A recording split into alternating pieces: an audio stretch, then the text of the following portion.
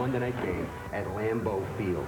That's right, the pigskin mecca. Football wasn't invented here, but it should have been. We're talking hanging meat, kind of cold. Not grass, not turf. Tundra, capital T, Undra. You want season tickets? Better have a good health plan, Porky, because there are 60,000 people ahead of you on that list.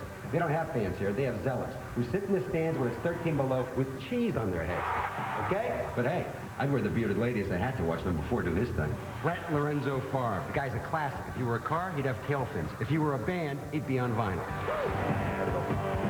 He started every game since '92. Call me crazy, but that ain't right. The guy flat out loves the game. But hey, what about the Eagles? The brotherly love boys. They dig this game too. Andy Reid knows Brett. He was his quarterback coach in Green Bay. Probably has some super Favre kryptonite hidden in his game plan. So here's where you come in. We're going to let him loose on the Tundra. God, I love saying that word. We're going to let him loose, and all you got to do is time your potty breaks at the commercials. You got that, though, boy? Pack, Eagles, Monday night. Comprende? Good, because I got one more thing to throw in. You ready for some football?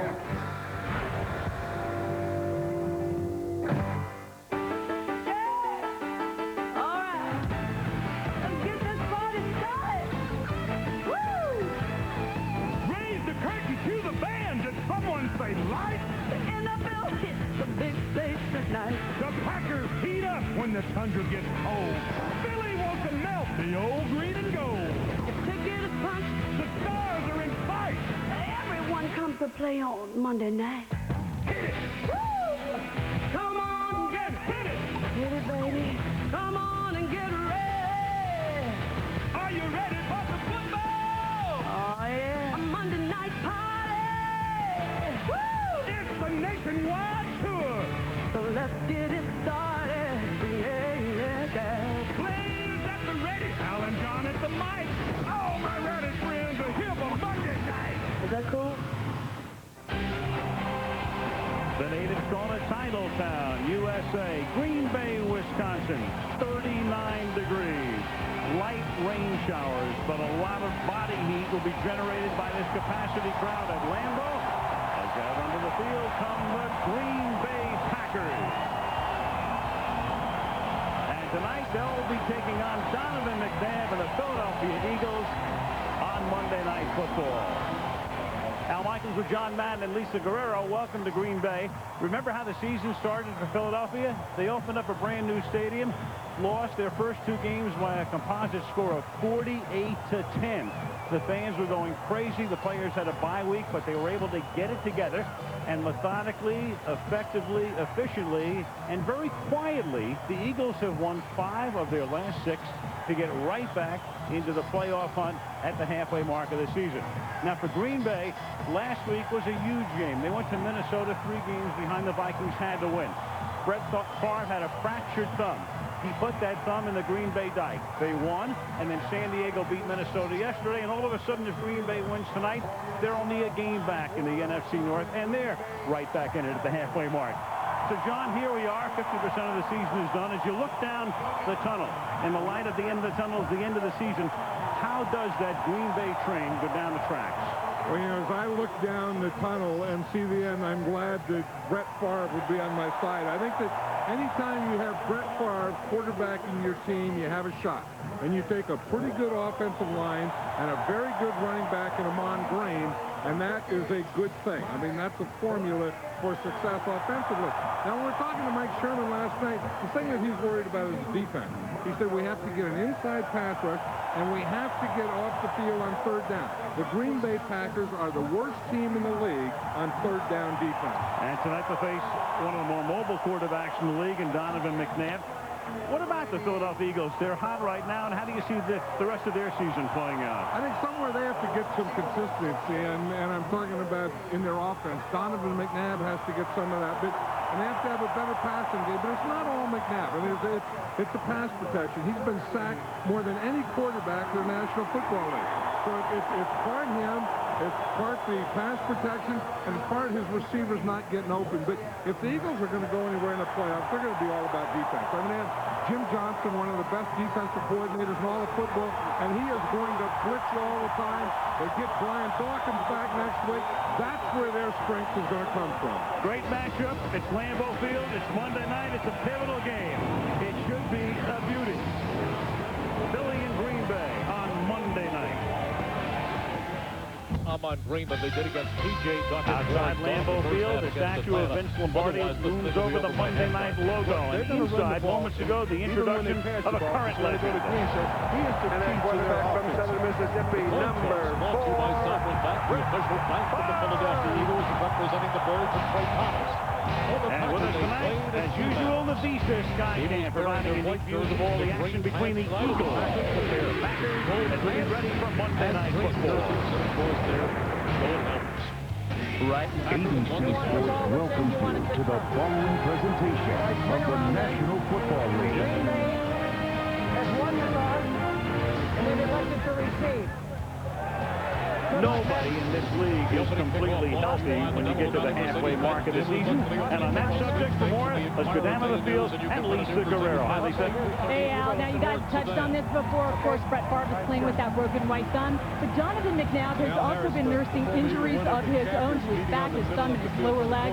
I sat down and talked to both quarterbacks yesterday about how best to perform when you're playing in pain. Teammates sort of look at me as the guy that's obviously going to get the thing going. So that's sort of my mindset. I've watched several players on both teams. I don't have any injuries.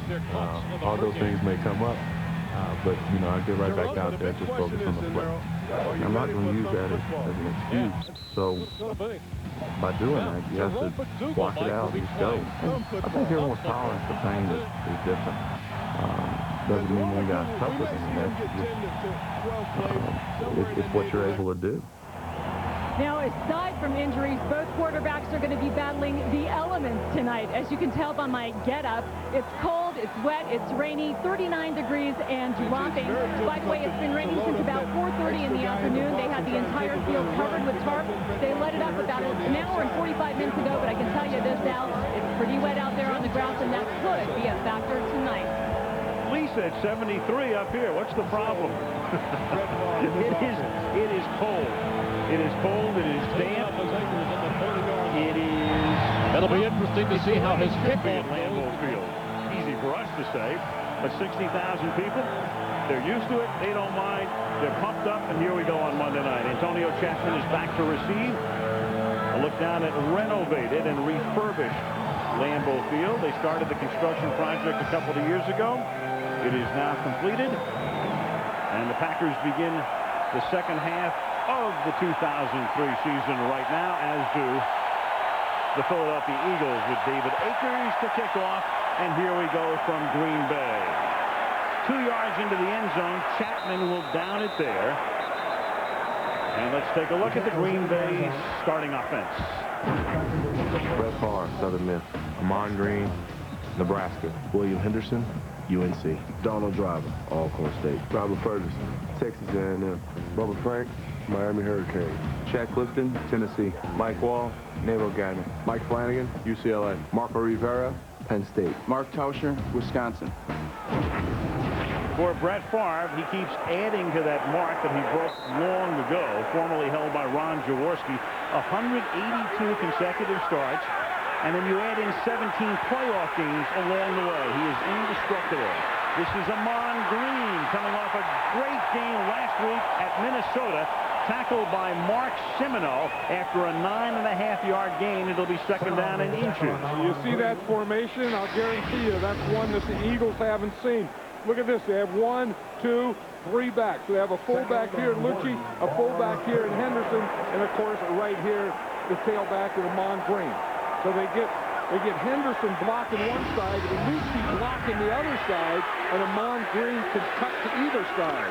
The power eye, and here goes Green cutting back, and Green has a first down and a 5-yard gain. And let's take a look at Philadelphia's starting defensive unit.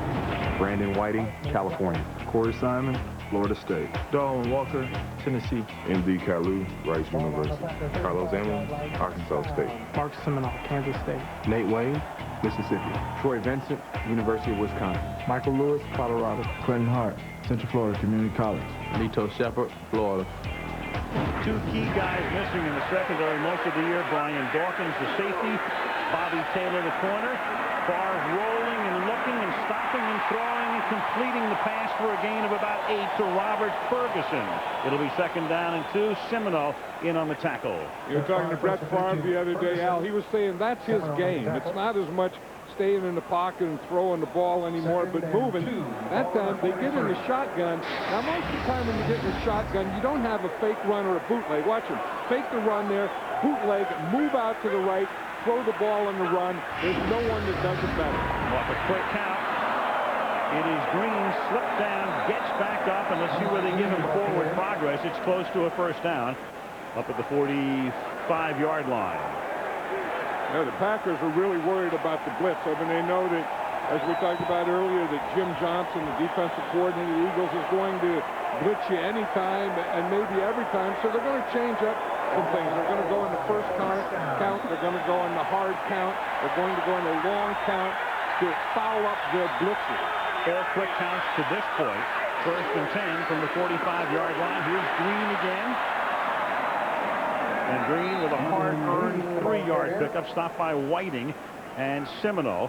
Amon Green, and as he goes this year, so go the Packers. When he has had a big day, Green Bay wins. When he has not, they have lost. He has been the key.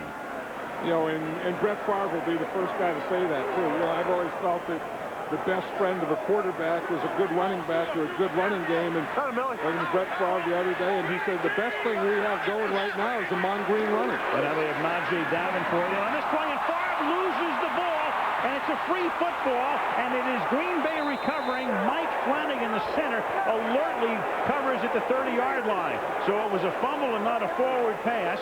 And then Green Bay, after the blitz by Nate Wayne, it's a 19-yard loss, but they retain possession.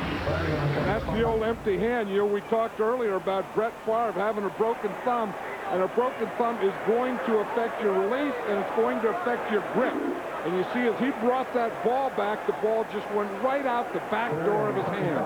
And the irony is, all season he had not fumbled until then. He's taken about 500 snaps, but the combo of the thumb and the slick ball with the light rain, and it's his first fumble of the year. Now a draw to Green, or a draw rather to Tony Fisher on 3rd and long, and Fisher, one of their 3 running backs, takes it up to the 37, and after a good beginning to this drive, they're forced to punt. And that was the same thing that Brett was saying the other day about that broken thumb, that it affects his grip. It affects when he throws the ball. When it leaves his hand is when it hurts, or when he hands it off.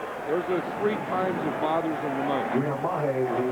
Josh Bidwell kicking. Reno Mahe back to receive the kick. It's a short kick. Mahe calls for a fair catch at the 23-yard line. And that's where Philadelphia will take over for the first time tonight. 40-yard Bidwell boot, 10:47 left in the period. Just underway in Green Bay, no score.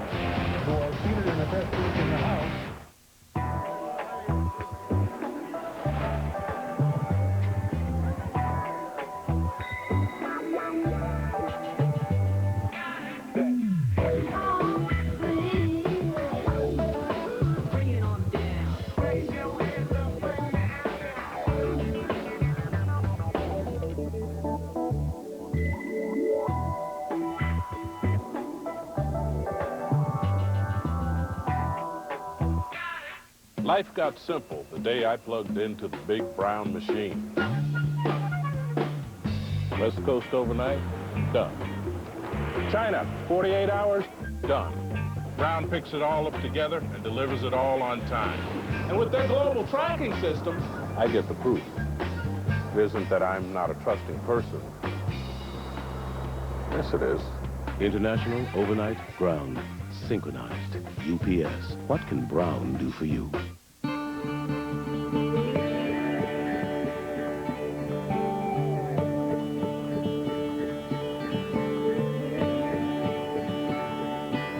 And the United States Marine Corps, today celebrating 228 years of service to our country, and that's very appropriate on this Veterans Day Eve. We'll look at the Marine Corps Memorial, Iwo Jima statue in Arlington, Virginia, on the eve of Veterans Day. McNabb's first throw of the game is deflected and almost intercepted by Darren Sharper. So for it, couldn't get it, and McNabb gets away with one right there on his first pass of the night. You know, we know that the Philadelphia Eagles are going to come on blitzes, but how about the Green Bay Packers? Al Harris comes on that first play from that side. They get that little push up the middle, get their hands up and deflect it. Cledius Hunt was the guy that deflected it. Second down and 10. From the 24-yard line, McNabb off his best performance of the season last week, and a flag is thrown because Pinkston was held up by Al Harris. Al Harris, the former Eagle, and he and Pinkston matched up a lot on the practice field over the past couple of years, and the penalty is against Harris. Yeah, and that's what Al Harris does so well, is that bump and run tight coverage. 31 defense, automatic first down, spot of the foul. No, and that's one thing you've always said you could do against these Eagle receivers. You can get up and you can rough them up. You can get up here and get very physical with them, hit them on the line of scrimmage that they have a tough time getting away from bump coverage. And they do, but you don't have to hold them when you do it, as Al Harris just did. First and 10 now for the Philadelphia Eagles at the 32-yard line. 4.5 minutes into the game on a chilly, wet night. From the 32, it was Buckhalter. And Terrell Buckhalter, one of their 3 running backs, picks up 5. Let's take a look at the Eagle offensive starters. Donovan McNabb, Syracuse University. Correll Buckhalter, Nebraska. John Ritchie, Stanford. James Thrash, Missouri Southern. Todd Pinkston, Southern Miss. Chad Lewis, BYU. Trey Thomas, you already know. John Wellborn, Cal. Hank Fraley, Robert Morris University. Bobby Williams, Arkansas. John Runyon, Michigan. With these Florida State guys, Trey Thomas, you already know. Nobody mentions Florida State or the Seminoles. Second down and 4. And thrown down is Brian Westbrook, who was questionable coming into the game because of an ankle as to whether he would play or not. And Niall Diggs doesn't make that leg feel any better. You know, one thing that helps is that your first layer is your defensive line. Now watch Aaron Campman here. He's going to hold here. Now, as he holds this point, then your linebackers can come. See him hold here. Make them cut back and cut right into your pursuit. Now it's third down and 3, and Deuce Staley is the running back in this set, and McNabb looks towards Staley, then looks again, then he's going to take off, and McNabb has a first down, and considerably more across midfield to the Green Bay 44, something that McNabb has been doing less and less this year, but as you can see, when he does, occasionally it's with great effectiveness. 16-yard gain. You know, one thing that Andy Reid was saying is it's built into their system. You know, people say that he doesn't run as much down McNabb, but he said he has 1 read, 2 read, and on his third progression, if he doesn't have anyone, he runs. Now watch John Runyon here on Kabir Bajabia-Miller. I mean, that's what gave Donovan McNabb so much time at the start of it. And then Chad Lewis with a nice block. McNabb slips after the fake and gets up and goes deep and into traffic that is incomplete, intended for Pinkston, who is covered by Sharper. And let's take a look at the Packer defense. Aaron Campman, Iowa. Gilbert Brown, Kansas. Cledius Hunt, Kentucky State. Kabir Bajabia-Miller, San Diego State. Hannibal Navies, Colorado. Nick Barnett, Oregon State. Niall Diggs, The Ohio State University. Mike McKenzie, Memphis. Antoine Edwards, Clemson. Darren Chappelle, the College of William and Mary. Al Harris, A&M Kingsville. There is a flag down while we were rolling in the lineups. We'll go back 5 minutes. That had to be an illegal substitution. 12 men in the huddle. On the offense, 5-yard penalty. Second down. See, even though it's a break, you can't put 12 men in the huddle because, you know, that's the thing years ago that we used to do. You'd put 12 or 13 guys in the huddle, break the huddle, 2 would run off, and they wouldn't know what you were playing. So the NFL and their rules make you declare by your huddle who is going to play in that play. And that costs him 5 yards and makes it second down and 15 now at the 50-yard line. Philadelphia's opening possession.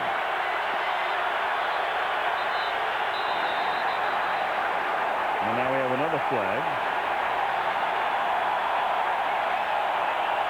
Phil Carolla, who refereed the Super Bowl last year, tells us. False start, 87, offense, 5-yard penalty, second down. Pinkston, so back-to-back penalties, and for Andy Reid's team, it's second down and 20 now.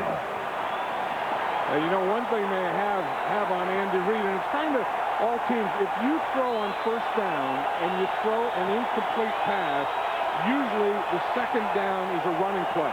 So the defense plays run on that second down. Now that's the situation now, second down, but after 2 penalties, I'm not sure if you still play run if you're on defense or if you still run if you're the Eagles. Second and 20 for Andy Reid's team. Reid, an assistant coach here under Mike Holmgren in the 90s. And McNabb gets taken down by Grady Jackson, who just joined the team from New Orleans, and Larry Smith. So the secondary did great work, and then McNabb got into a sandwich between those two for the sack. You know, there's a lot of things going on here. First, they're going to get a good push right up here. And this is the thing that Mike Sherman was talking about that he wanted. He said they weren't getting any push in the middle. Watch right there. They get the push in the middle by Smith and Grady Jackson. The other thing is there was no one open. You know, we're talking about pass protection as part of it. The other thing is the receivers have to get open when the quarterback's ready. Great work in the secondary, and in 3rd and 28, they'll give it to Deuce Staley. And Staley takes it up to the 47-yard line. So the 2 penalties and the sack put them in no man's land. Nick Barnett, the rookie out of Oregon State, makes the tackle. And now Philadelphia will punt about halfway through the opening period. These are the types of things that are tough to play on the road. You know you're going to have these things early in the game, and you have to just get through them, settle down, and play the game. Dirk Johnson ready to kick to Antonio Chapman, who runs back both kickoffs and punts for the Green Bay Packers. And this kick is a low kick that will roll to a stop at the 18-yard line.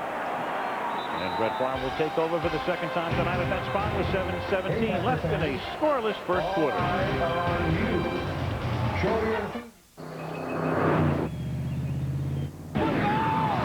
From Green Bay to San Francisco Bay. Monday Night Football next week in San Francisco. The 49ers off the bye week against the Steelers, who won yesterday. And even though Pittsburgh had a 5-game losing streak in that division, it's still wide open. Here's Amon Green breaking tackles. First down and a lot more. And into Philadelphia territory where he loses the football. And the question is, was he down? And the official comes in and says, yes, he was down. And the play is whistled dead as Michael Lewis came in. But Green was already down. And, of course, with Amon Green, the one downside to him is fumbling. They watch a reverse fake here. They fake the reverse. That holds the defense back there. That lets Amon Green get to the outside. Now, the thing we know about Amon Green, he always carries the ball in the left hand. The Philadelphia Eagles know about that, so that it's going to be open when he runs to the right, and they're going to be going after it. Now Favre throws off his back foot, and the pass is incomplete, and then there's a flag down because Favre goes down. He gets picked up by Brandon Whiting, and Whiting trying to make nice, but Carolla was right there to say,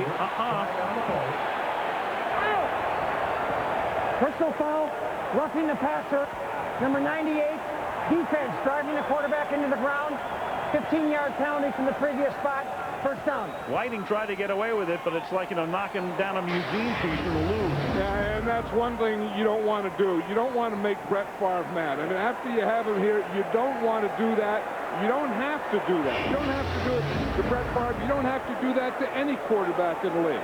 I mean, once you make punt, just let go. You don't have to drive him into the ground. That's a stupid penalty. First and 10, the ball at the 36-yard line on the Packers' second possession of the game. Green again, big hole right through the middle of that Philadelphia defense, and the ball is loose. The ball is loose, and it's recovered by Philadelphia. So again with Green, you get on one side of the action one of the best running backs in the league, on the other you get this.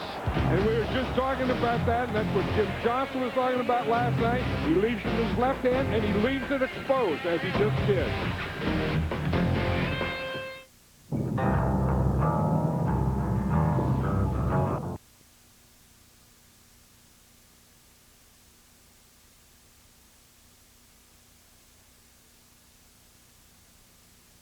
who had a big one yesterday, a big fumble, in their loss to Atlanta. Here it is, created by Semino and recovered by Michael Lewis. Yeah, he had it out there exposed, and part of it is you have to run with it. You have to pump your arms and run, but when you get hit, you would like to have the ball in front of you, not on your side.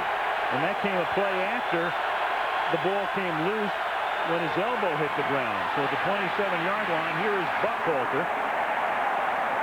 Gain of 3 up to the 30-yard line. For Donovan McNabb, last year, you'll recall, he fractured his fibula in a game against Arizona. The irony is, in that game, and they didn't know he had fractured the fibula until he took x-rays after the game, he threw 4 touchdown passes on a fractured leg. That's as many touchdown passes as he has thrown all this season. You know, I've always felt, and I don't know if there's anything to this, but when a guy has an injury, you know, like Brett Favre has it done, we just talked about Donovan McNabb, they seem or tend to concentrate more. Second down and 7 as he rolls and throws on the run, and that's caught by the tight end, Chad Lewis, and it's a first down up to the 43. And for Donovan McNabb, in recovering from that injury, which took place last November 17th in Philadelphia, then a right thumb this year, hit it off a helmet in the Buffalo game, and then he got that right fibula contacted on the 5th of October. Last week, a back contusion. In fact, had x-rays after the game and x-rays again on Monday, but here he is. And he said that fibula, when he took that hit there, he said that was swollen and bothered him for 3 weeks. Quick throw here to Freddie Mitchell, who breaks the tackle, and Mitchell gets forced out of bounds close to the first down mark by Niall Diggs and in Green Bay territory. Now, I was just going to say, that's an automatic. Freddie Mitchell is in the slot. Now, if you cover off, if you don't put a guy up on him, they just automatically take the ball, and McNabb just throws it right out to him. If you have a slot guy here and he's not covered, if you don't have a defender here, this is an automatic. Just pick it up and boom, just give it to him right now. Got by Sharper. Now Buckhalter is the running back in this set. From the 47, Buckhalter. Corral, for the moment, is the lead running back, but they really love Brian Westbrook, though he'll be limited tonight. Westbrook had emerged, and he got hurt. And remember, last year and in years past, it's been Deuce Staley, but Deuce was late in coming into camp, and here comes Deuce now, whose role is pretty much limited to third down situations. I'll tell you what, I won't bet you, but I will bet you that before this year is over, Deuce Staley is going to be, or play a pretty big part in it. That eventually, you know, the cold weather, you need to run, you got to bang it at him, Deuce will be that guy. Here he is on first down for a change. And he's tackled at the line of scrimmage by Grady Jackson, just picked up from New Orleans. Take a look at how all three have done this season. Westbrook has really emerged, and of course it was his run back of a punt that beat the Giants, a 5.5-yard average. And then Buckhalter with a 4.3 average. He was hurt 2 years ago, otherwise he might have ascended to the top spot last year. And then there's Deuce, who's been fairly limited.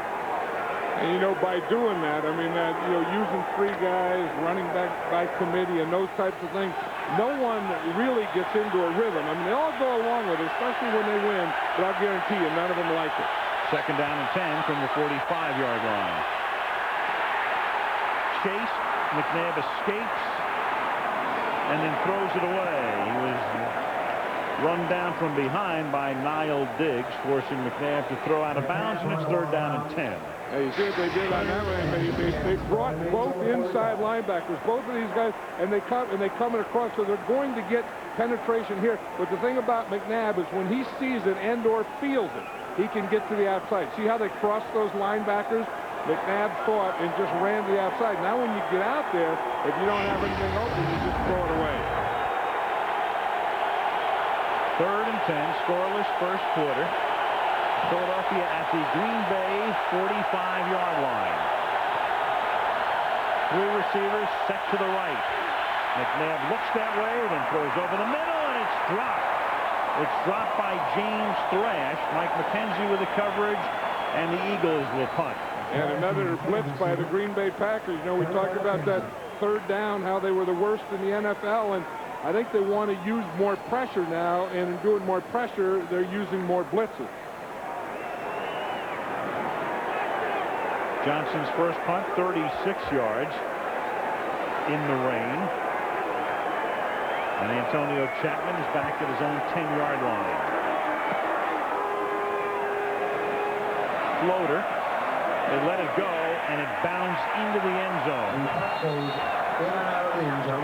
After the 20 will come Favre, and the Packers with 3:13 left in the opening quarter.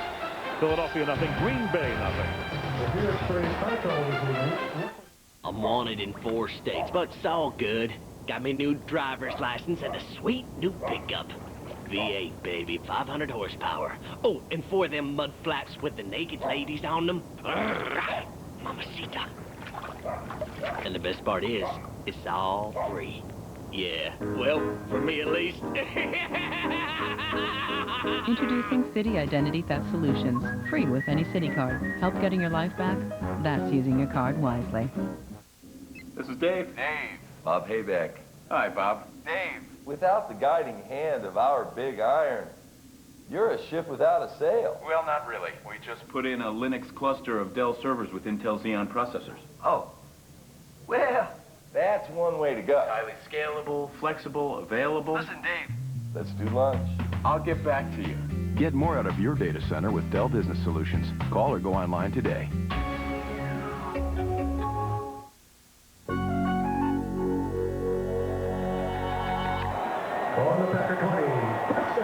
The Green Bay Packers always playing to a full house. At the 20-yard line, first down. They come up in that power eye that they started the game with. The fake to Green, the roll by Favre, and then Brett throws incomplete. So Favre is outside the hash marks there, and he loves to go outside the hash marks, but what is really interesting is the direction he loves to go. And take a look at this. When he goes to the right of the hash marks, as he did there, 87.3. That's a great rating. When he throws between the hashes, that's pretty good, too. 83.1. But when he rolls against the grain to his left, look at that. 138.6. 4 touchdowns, no picks. So a guy who goes, as they say, against the grain has been fantastic going to his left. I think he concentrates more, and as Mike Sherman said, he squares his shoulder more when he goes to his left. Here's Green picking up 4, and the ball is loose again. And Chad Clifton comes up with the ball. So Green tonight has now fumbled twice and had a near fumble on a play that the ball came out on when his elbow hit the turf. I don't know if it's not that sleeve that he's wearing on his left arm, you know, because when you get slippery and everything, I don't know that it's not right there, that is adding a slickness to that left arm, because it looks like the ball is just popping out of there way too easily. Thank goodness for a hustling offensive lineman. And in the rain and in the cold and with the sleeve and with his history, it's an adventure every time he carries the football. So he does. Sleeve looks slick. It does, no question. 3rd and 2, and the pass is caught by Javon Walker, who comes off a 2-touchdown game. A flag is thrown at the end of the play. For the moment, it's a first down. Lito Shepard made the tackle. Bill Carollo tells us the penalty is against Green Bay, so no first down. Back it comes.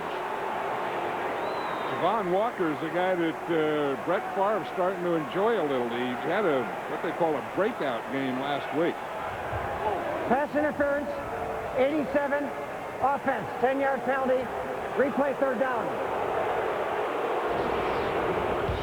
Some guys have breakdowns and some guys have breakouts. Well, he had a breakout, and David Martin, at tight end, had a breakdown, and probably what it was is a pick. You know, that any time you get that offensive pass interference, he's usually picking the guy that was supposed to be defending Javon Walker.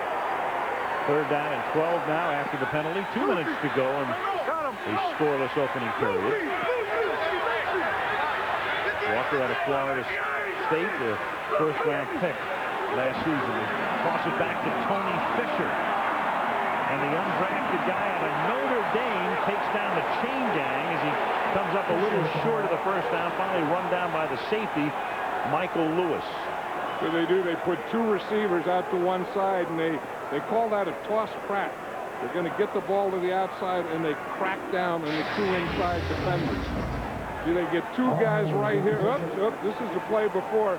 and we're looking at David Martin. He's number 87, and you see that's what a pick is. See, he blocks the guy who's supposed to cover Javon Walker. Josh Bidwell, a little high snap. He has to jump up to bring it down and gets the boot away. And a fair catch is called for by Reno Mahe at the 31-yard line. 1:26 left in the first period in Green Bay. No score on Monday Night Football.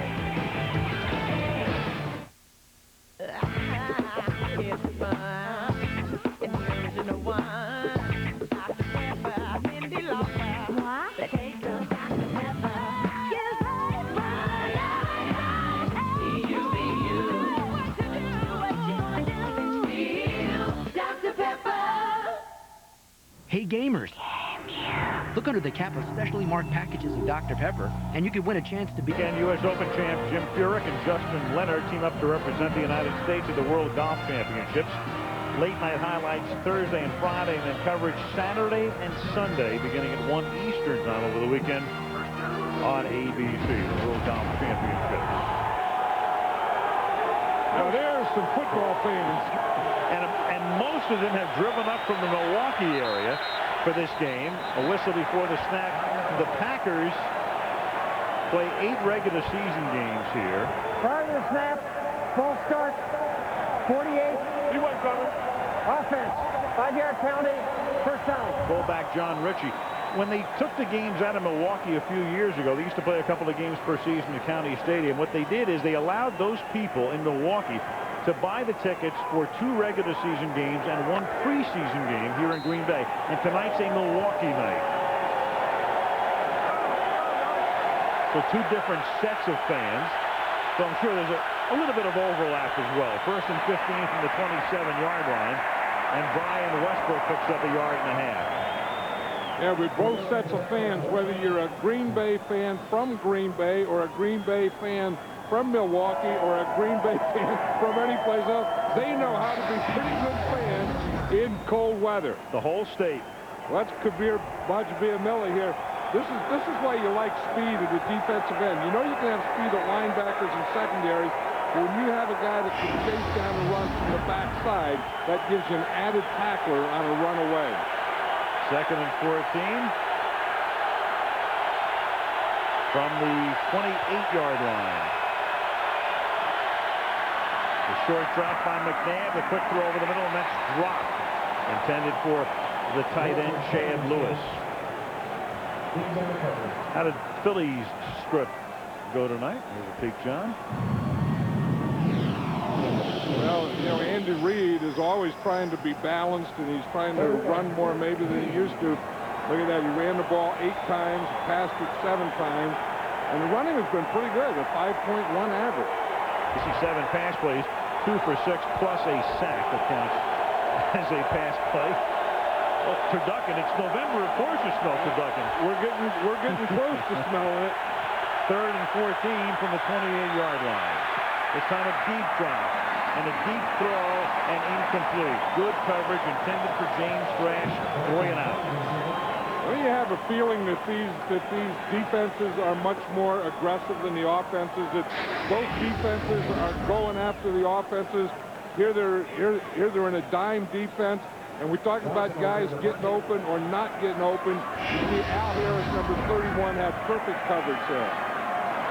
Defense is aggressive. Offense is having trouble in the slick conditions. Dirk Johnson goes down, but there's no flag as he gets the kick away. And that will roll to a halt at about the 23-yard line. Tony Fisher came in and almost blocked it. As we look at Brett Favre's thumb here, you see what they did is they made a soft cast. You can kind of see the line of it right there. They took some soft plastic and then they melted. And then they kind of put it right on the thumb. Then they glued it. You see the cast is right there, the soft plastic. Then they glued that plastic to his thumb, and then they put tape around it. Now, as Brett says, here's the thing that bothers me most.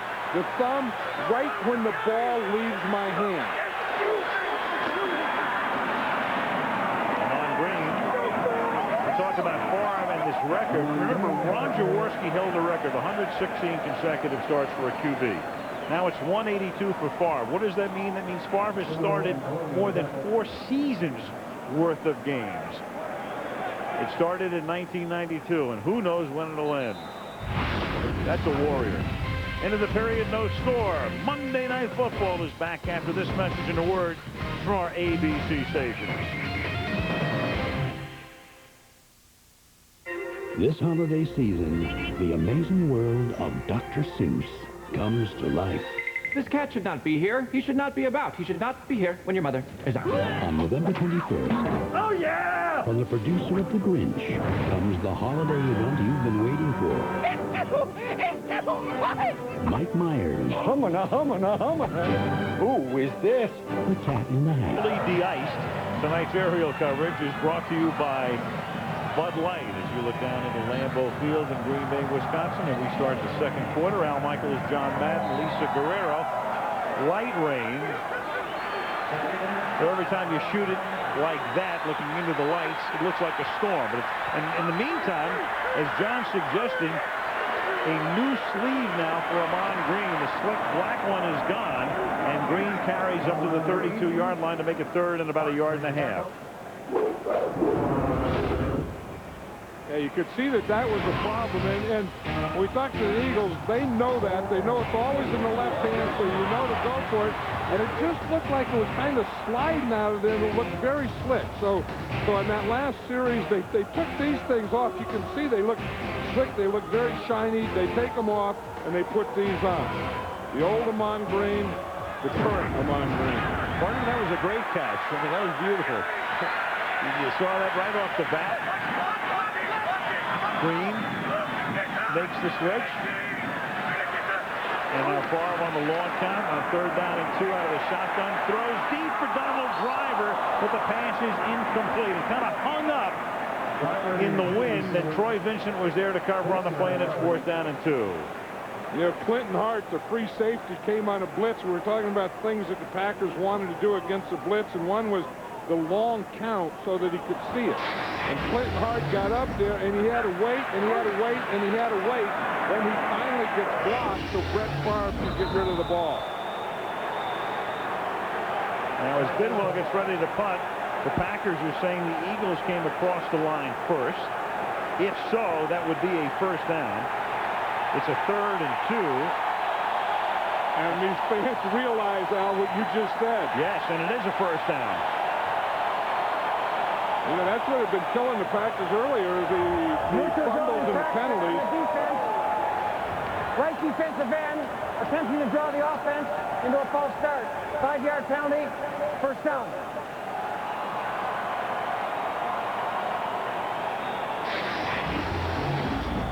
I think they call it right here on Ike Reese.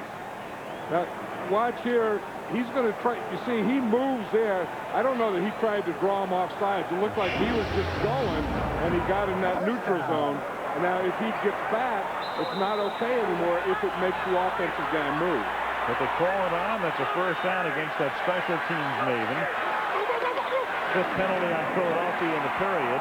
And now Bubba Franks makes the catch. It's a short gain. Brett Favre in the first period tonight threw only 2 passes.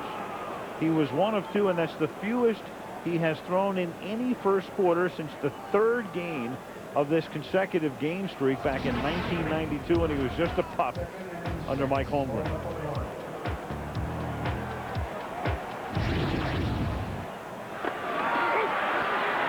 And now this is Green, and he picks up the 1st down. There's a flag down, a flag thrown in the secondary.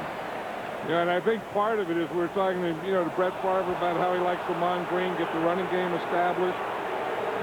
And he hasn't gotten that established, so then he can't do the things off it, like play-action pass or bootlegs and those things, because every time they get a play, then they either fumble or they have a penalty. Holding, 89, offense, 10-yard penalty, replay 2nd down. Penalty on Robert Ferguson.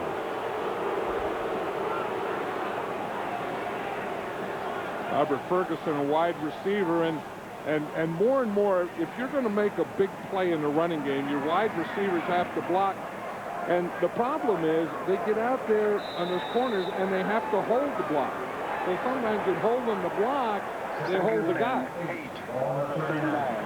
Ferguson, a big penalty last week in the Minnesota game.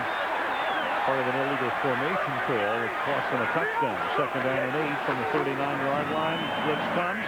Screen is set up, but the Eagles play it perfectly and break it up. And it's incomplete. 3rd down and long. You just feel it's a pack. Well, neither offense has gotten in any sync, but these guys throw more screen passes. And in fact, Steve Hurd had that stat that 22% of the time the Green Bay Packers throw a screen pass. They throw something behind the line of scrimmage. So now the defenses know that. Nate Wayne was right there and just waiting for that screen pass. Now Green goes to the bench on 3rd down and 8. Favre is out of the shotgun. Tony Fisher flanks him.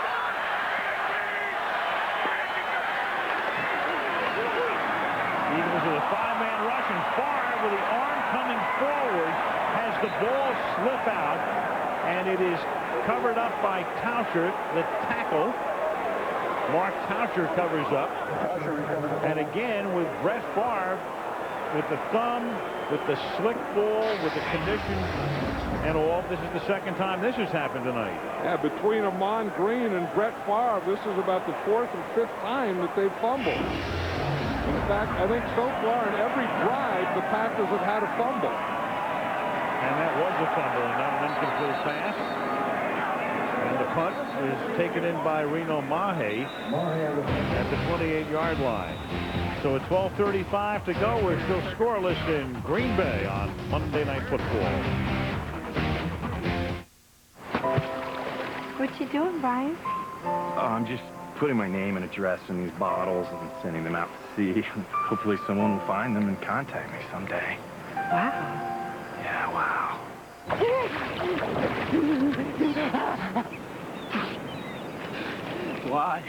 Why do you torture me, Brian Henderson of 12 Maple Lane? With a great taste that won't fill you up and never lets you down. Make it a Bud Light. Brian. Oh, nice to meet you.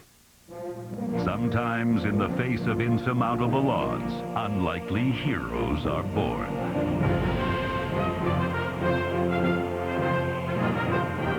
As precious seconds ticked away, you took an impossible amount of data and turned it into something impossibly good.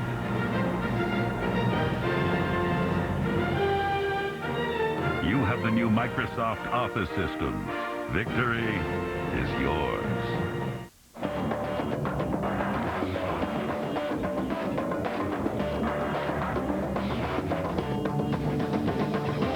For decades, Quattro all-wheel drive has revolutionized racing. Now our Advantage is yours in every model line. The Advantage Audi event.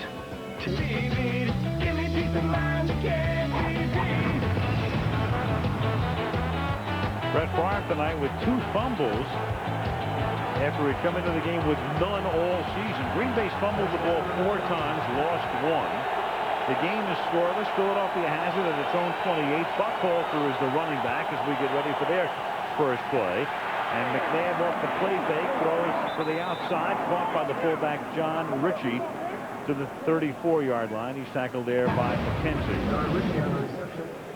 Take a look at this. When Andy Reid scores first, he's 27-8. Nobody's been better among active coaches in scoring first than Mike Sherman, who took over here in 2000. He's 25-5 when he can get on the board first. And right now the game is scoreless. And there is the 48-year-old purposeful New Englander. And there is Andy Reid at age 45 in his 5th year as the head coach of Philadelphia. 2nd down and 4. And they're going to try to work a double reverse, and instead it's Todd Pinkston juggling it.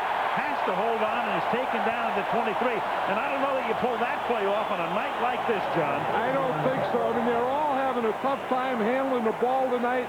And on a double reverse, you have to hand it off a couple of times. I think Todd Pinkston was very smart here and not handling it off. See, he's handling it there. He never really did have control when he was supposed to hand it off. So he did the smart thing right here and just kept it, got both hands around it, and went down with it. Better an 11-yard loss and a turnover, and it's 3rd down and 15 from the 23-yard line. Pressure on, chased by a pair of Packers. And the throw is low. Raja Biamila and Chuki Wakari were chasing him, and it's 4th and 15, and in comes the punting unit. Yeah, because of that second down that put the Eagles in 3rd and long, then it was a little easier for the Green Bay Packers to play this 3rd down defense. But again, they used their stunning to get speed coming up the middle. That's where they weren't getting the push in the middle.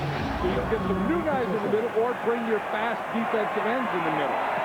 Burke Johnson, a low punt, bounces at the 50, and then rolls sideways and stops at the 46-yard line. So neither team can really get anything going. 31-yard punt. Green Bay has the ball. No score. 10:54 to the half.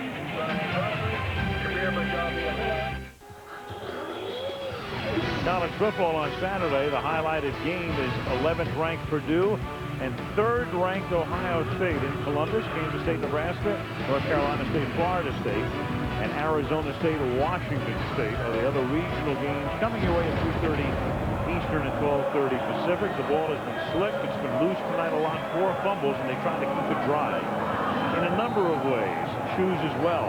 That's the way you dry out shoes. But the big key is the officials keeping the footballs dry, and they don't look like they're keeping them very dry tonight. And first down, it's Green covering up to the 49-yard line. Mike Holmgren came here, and there he is in the middle. Mike, of course, in Seattle now. What a staff he was able to put together through the years. I mean, John Gruden was here, and so was Steve Mariucci. Andy Reid coached under Holmgren. Dick Duran, coach of the Chicago Bears, was here as well. And then a little later on, Mike Sherman came aboard, and then Sherman went with him to Seattle. Reid got the job in Philadelphia, and here they are matched up on Monday night. 2nd down and 7 as the ball is handed to Ahman Green, and he plugs his way for a first down, carrying Eagles with him all the way to the 41-yard line. A nest of Eagles. Now that is what you call power running. I mean, you just get down and you just get your shoulders down and you keep your feet and your legs moving. But they're always going to pull a guard, usually coming this way, a guard and a lead back. They like, see, here's Marco Rivera. He hits right there, and then they have the lead. They always have a lineman pulling and either a fullback or tight end leading. And that combination is in front of Ahman Green. Almost unnoticed, that's already 95 rushing yards for Green. And it's caught by Donald Driver. And that's what happens when you fumble the ball twice and you have another near fumble. You kind of lose sight of what a guy is doing. But 12 carries for 95 yards already for that man. Look at that. His average is 7.9. He came into this game averaging 5.1. So that's been the key to the success of this offense. And once they can get that going and get him going, then Brett Favre can do his pass running game off that. 2nd down and 4 at the 36. Najee Davenport is the running back, and the former Miami Hurricane fullback picks up about 3 to the 33, and Carlos Emmons makes the tackle. 3rd and 2. 3rd and a deuce. There's been so many of those coaches that have been here and gone on. We were talking to Brett Favre about playing against Andy Reid. He says, you know, it seems like every week I play against some guy that used to coach me. And he's done very well against just about all of them. Next week, he sees Gruden again as they go to Tampa Bay, and this is Green picking up the first down. So they have now penetrated inside the Philadelphia 30, first down. Yeah, first down, first time. I think these fans know that. Okay, now we're getting something. Now we're getting a little rhythm here. Now we're starting to get some first downs. They do an interesting thing here. They bring in Kevin Berry, who is an extra tackle. Now, a lot of times you'll do that on short yardage goal line. This is a first down play. And they bring in Kevin Berry, an extra tackle, as a tight end. So they have 3 tackles in the game. From the 28, Green picks up a couple. You look at the numbers for Green Bay, and of course a lot of it is dictated by the weather, but Green Bay has rushed for 121 yards, and in passing they are minus 6. And the reason is, I mean, Favre has actually thrown for 18 yards, but the sacks have cost him 24. That counts on the passing side as Green goes over 100. Well, you know, you don't get the feeling that Brett Favre or Mike Sherman or Tom Loxley are too interested in passing right now. 2nd and 7, and Favre gets almost sacked and then finally sacked because Nate Wayne came in and got an arm around his neck, and then Michael Lewis said, "I'll finish this one off." Isn't there a saying like always on Monday night? That Nate Wayne, every time Nate Wayne who plays in a Monday night game, he makes big plays. He has a big game.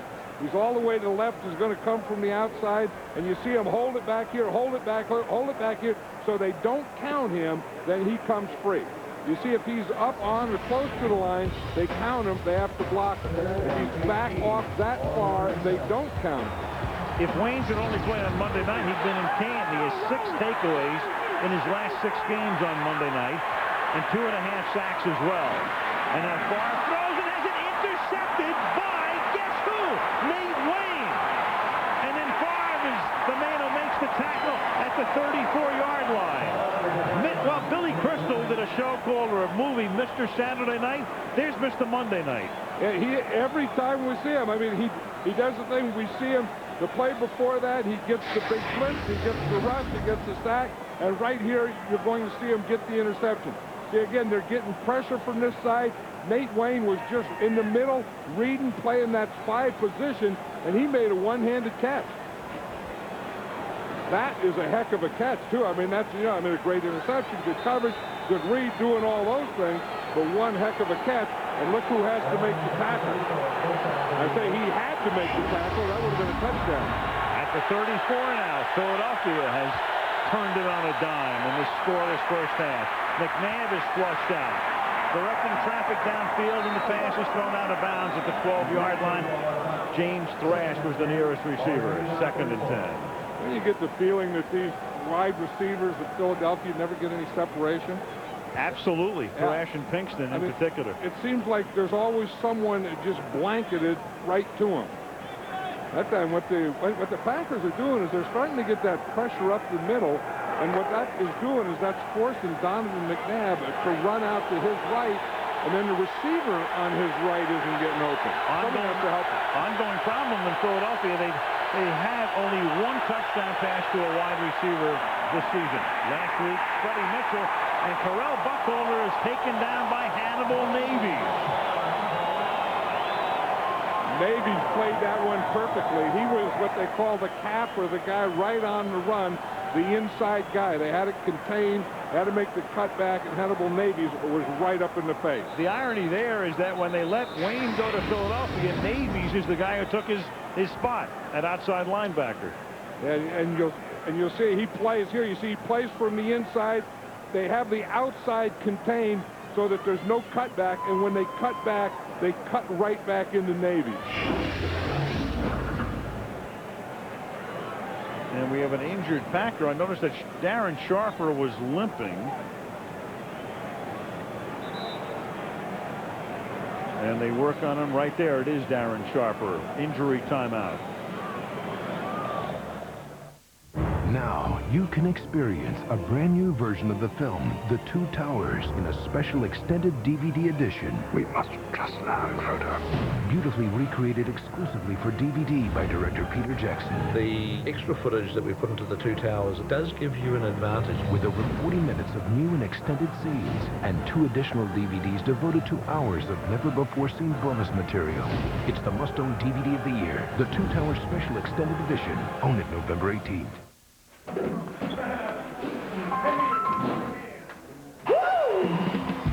not unusual to be loved by anyone. Mom, come on, I'm still at practice. Sorry, buddy, I thought you just want to see the man. Send the picture to your daughter. It's so hot. Maybe call her.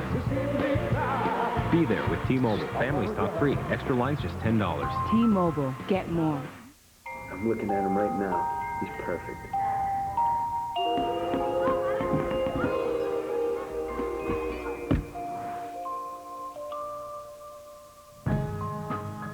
How did you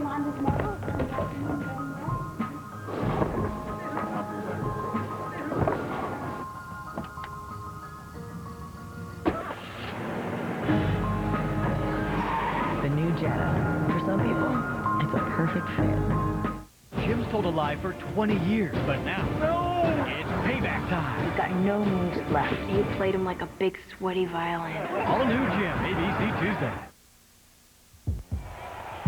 Tomorrow night at a special time, 9:30 Eastern, 8:30 Central.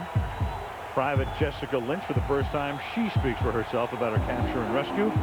Diane Sawyer, primetime 90-minute special event tomorrow.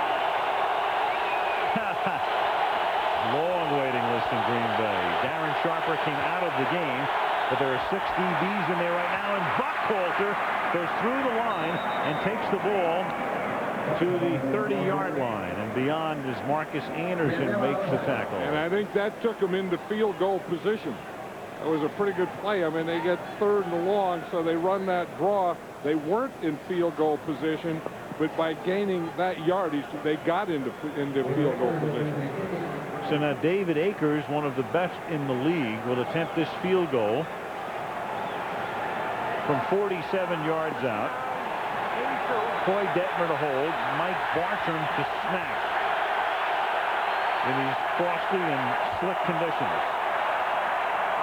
And Akers' kick is no good.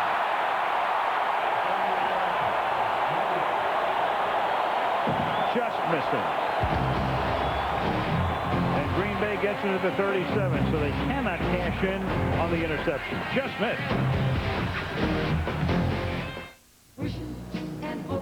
I got it, Coach Gruden. Looks like you're a little close here.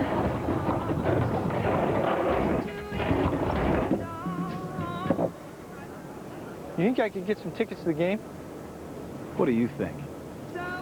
If you really want tickets to the game, just use your Visa. It's the card you know they'll take everywhere you want to be. Here we go. Visa, proud sponsor of the NFL. He likes a little blue cheese. Like feeling sensation. You're back at Applebee's. Eating good in the neighborhood. The new Braun Free Glider automatically dispenses a protective shaving conditioner, reducing the risk of abrasion, giving a clean, close shave. Braun, designed to make a difference. Thanks for letting me bring Fifi. Oh, anything for you, baby. I'd give you the moon, the stars, and the ultimate love potion. Ice cold Bud Light. For the great taste that won't fill you up and never let you down, make it a Bud Light. Don't worry, I got him. Ooh. I have a better chance of getting hit by lightning than you do of beating me in that race. It's the story of the tortoise and the hare, Les, and all new My Wife and Kids, ABC Wild Wednesday. Well, Monday night we go to San Francisco, and the Steelers take on the 49ers, the only Monday night appearance for either team this year. San Francisco coming off that win against St. Louis before the bye, and then on ESPN Sunday night, Bill Parcells takes his Cowboys to New England to face the AFC East leading Patriots, as after the missed field goal and the missed opportunity by Philadelphia after their second turnover, Green picks up a couple up to the 40-yard line. Here we're talking about neither one of these offenses being very aggressive and these defenses being very aggressive. You kind of get the idea that in this first half they're just kind of sparring. You know, the offenses don't want to be the one to make a mistake, although they have been making mistakes. The other team hasn't been able to capitalize on it. And neither team has really had any penetration to speak of. We've had only that one field goal attempt from 47 yards as Green takes it to the 43-yard line. Funny thing on that field goal, I mean, Akers had the distance and it just missed going outside the upright. And the funny thing was the back judge looked up at the upright and then looked over to the other guy as if the other guy was supposed to tell him. You've got the back judge and the field judge there. And Akers just missed under the back judge's side. Right, and that's why you put one official under both bars, and they each have that side, and the official of that side looked to the other guy, because I was watching him to see what he was going to signal, and he signaled nothing. 3rd down and 5. Eagles showing blitz. Here they come from the right side, and far throws that way. And out into the flat, Wesley Walls, picked up at the beginning of the season, gets tackled by the unheralded Michael Lewis. And talking to Jim Johnson, the defensive coordinator, last night, I said, who's been your best player? He said, Michael Lewis. He said, Mark Semino's done a tremendous job, but Semino comes in and out on certain situations. He says, but day-to-day, game-to-game, that's the man right there. Yeah, and he's kind of held things together back there with Brian Dawkins being out. I mean, Brian Dawkins is the other safety who's been injured, the free safety, who is one of the best in all of football. Bidwell's kick is a beauty, fielded at the 6-yard line by Reno Mahe, and Mahe up past the 20 to the 21-yard line. When you field it at the 6, you better get it past the 20. Absolutely. 51-yard boot. Donovan McNabb, and he was under fire early this season after the way Philadelphia started. And here's what he told Lisa about dealing with that earlier this year. I sat down with my two dogs, and, we sort of had a heart-to-heart. Looked in their eyes, and they looked in mine, and they told me everything was going to be fine. Sort of like the Scooby-Doo movie. I mean, it was just an opportunity for me to just, go home and sort of just refresh, just kind of just throw everything out of my mind and just focus on the positive things. Well, he sits down with man's best friend. Why not? Two of them. Terrell Buckwell, but for tonight, it's been a three-dog night. Yeah, and then he's looking into 4 eyes, too. Well, for McNabb and the Eagles, you look at this team. For the last 2 years, they've been to the NFC Championship game. So you get to that point, and the expectations are so high. But then the way they start the season, you have to give Reed and this group a lot of credit for coming back, winning 5 out of 6. And as I said at the open, doing it fairly quietly. Yeah, and the thing is Donovan McNabb is just saying there that you don't like to have a bye after 2 games, but after 2 games like they played, a bye was really what they needed. And they just kind of got away from it all, and they didn't really have a good training camp. They didn't have a good preseason. They didn't have a beginning. So they got away, came back, and started all over again. And beat, at that time, a pretty hot Buffalo team to get it started. So we come to the 2-minute warning in icy and rainy Green Bay. Nothing.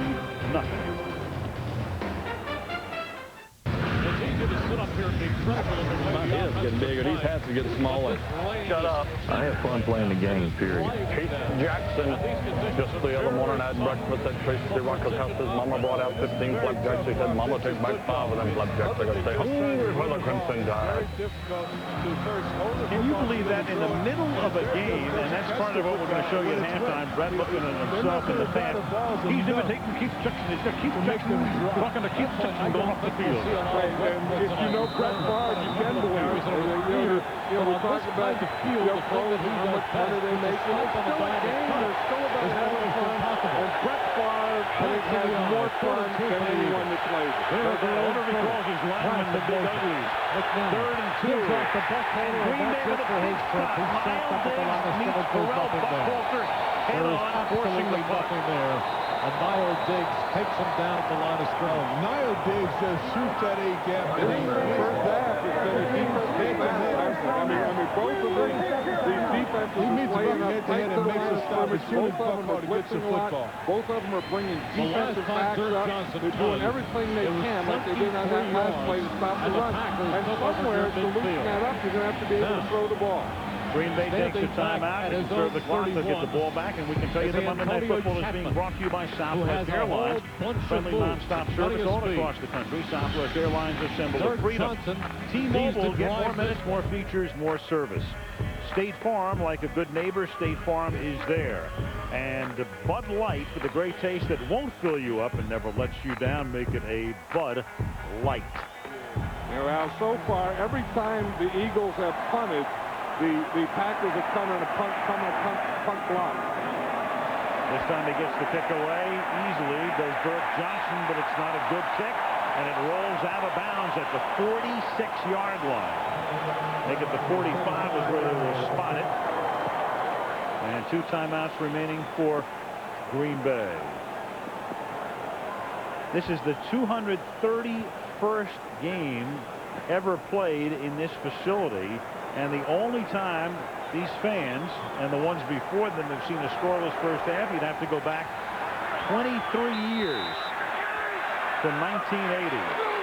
As Favre tries to put at least 3 on the board. He begins this drive with a handoff to Green for a gain of 4. And again, I know that you have to be able to run, you have to be able to stop the run, but somewhere the passing game is going to have to play a part in this game. Now, I know the balls are wet, they're slick out there, and maybe it is tough to handle, but the team that does it is going to win this game. 2nd and 7, he's going to air it out, and it is off the fingertips of Donald Driver. He threw long to Driver before, and the ball hung up in the wind, and this time off the fingertips of Driver to make it 3rd down and 7. Brett Favre has a lot of confidence in Donald Driver, and you're going to see he's even in a form of double coverage. So he has a bump there. He has a safety over the top deep. He outruns both of them. I mean, you have to catch that pass. I mean, I think that anytime you throw a pass, the receiver has to catch it. I think you can't blame the quarterback and say he had to put it out a little further, a little less. You have to put it on the receiver. When it gets like that, he has to make the cut. Brett Favre with a pass rating of 12. Not a typo. 3rd and 7. That rating will go up a little bit. Here's Antonio Freeman. The once and present Packer makes the catch. Antonio left here, went to Philadelphia. Then they brought him back. It's a 15-yard gain. Under a minute to play and 2 timeouts. 1st down at the 36-yard line. And Favre hands the ball to Green with a big opening. And Green picks up a 1st down as he gets the ball inside the 25-yard line. And now Green Bay will take its 2nd timeout. So the Packers on the move at the end of the 1st half. Time. Aerial coverage provided by Bud Light. You can see the low clouds hovering over Lambeau Field. Light rain throughout the game. Temperature in the mid-30s now, going down. And at Lambeau Field, well, too late. They're caught in mid-movement there. 1st down at the 24-yard line. 1 timeout remaining for the Packers. Favre sets up the screen to Green. Has some blocking inside the 20, inside the 10, all the way to the end zone for the touchdown.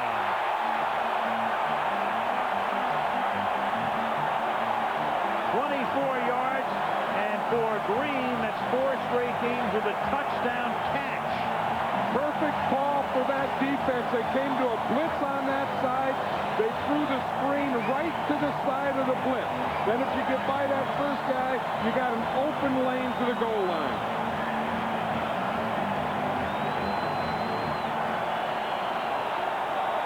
Ahman Green, who has already rushed for 122 yards, gets it into the end zone. There are flags down as Longwell booted the extra point. You know, and the Packers run more screens than anyone in football. And it's closer, you get closer to the goal line, you know that the Eagles are going to blitz you a lot. So they anticipated blitz, and they threw the screen to the side of the blitz. Eagles, 12 men on defense. 5-yard penalty. They'll be assessed on the kickoff. The extra point is good. 7-0 Green Bay. Now watch what happens. Here's Ahman Green. The screen is going to be out to this side. The blitz is coming from this side. Once he gets by it, look what he has out here. He sneaks off to the right. Here comes the blitz. He fakes like he's going to block it. Let those guys come through, invite them through, get behind your lineman. Good block by Marco Rivera there. And then he makes 1 or 2 moves, and he's in the end zone. Safety Michael Lewis blitzing Favre, giving Green pretty much a free ride to the end zone. Well, that's what Mike Sherman was saying last night. He said, we would like to run our screen at the side they blitz from, and we would like to run the ball at their blitzes and not away from them. Well, there's a lot of yeahs down there, isn't there? A lot of yeahs when you score with 40 seconds left. Green with a souvenir. Favre has now thrown a touchdown pass in 18 straight games, equaling his career high. A long way from the NFL record, the untouchable mark of 47 by Johnny Unitas. Look at Ahman Green, though, 6.8 yards per carry. Then as a receiver, I mean, he's Brett Favre, of course, he's his favorite ball carrier, but he's also his favorite receiver. Long-range kickoff, fielded by James Thrash at the 10. Brings it back up to about the 28-yard line. And a little extra action taking place with 35 seconds remaining in the half. Favre looking up and savoring the touchdown pass as they show the replay on the big board.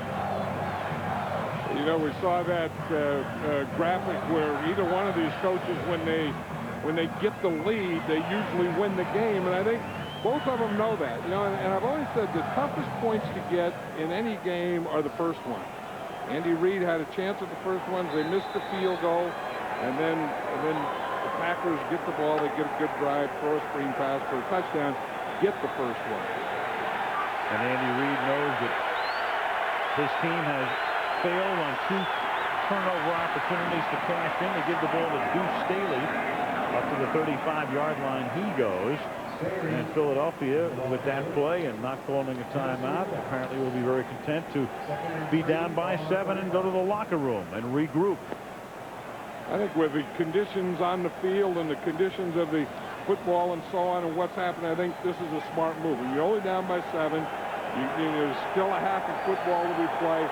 As you said, go in, regroup, talk about it, come out, start the second half. End of the first half. The Green Bay Packers 7.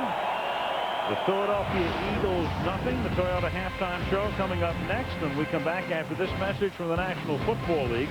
And a word from our ABC station. And with Guerrero. Second half beginning on Monday Night Football after the Green Bay Packers scored the only touchdown of the first half lead, 7-0. Let's check in with Lisa. I talked to Mike Sherman at halftime. He said that he was very frustrated with the turnovers. He said certainly the slick ball and the wet grass are a factor tonight, and he did make a bold prediction.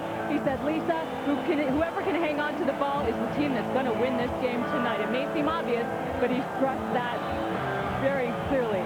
Well, that's a man who has watched his team fumble the ball 4 times in the first half. He was fortunate they lost it only once. The kick is fielded by James Thrash at the 12-yard line. Thrash up past the 40, and he's out of bounds at midfield. So a good run back, and Philadelphia will have nice field position to start the third quarter. Numbers to the first half, and what's fascinating is in passing yards, the Packers, with only 21, they were in minus figures prior to that screen pass to Green. Yeah, and the big pass that the Packers had, though, I thought was that third down pass to Antonio Freeman. That got him the first down, put him in position to run that screen pass to Ahman Green.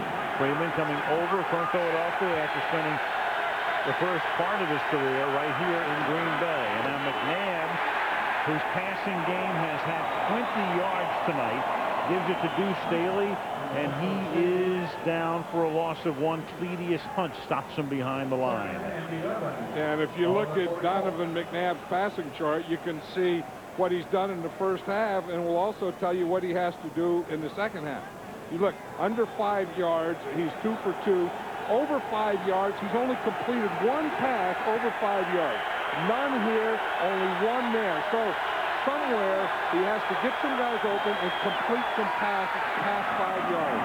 2nd and 10, and that's a short pass. It's caught by Thrash, but it's a small gain. Niall Diggs makes the tackle up at the 49-yard line, a pickup of only 4. I said he only completed 1 over 5 yards. He only completed 2 under 5 yards, so maybe just a completed pass by this Eagle offense would be something to get him started. McNabb is 4 of 12 to 32 yards.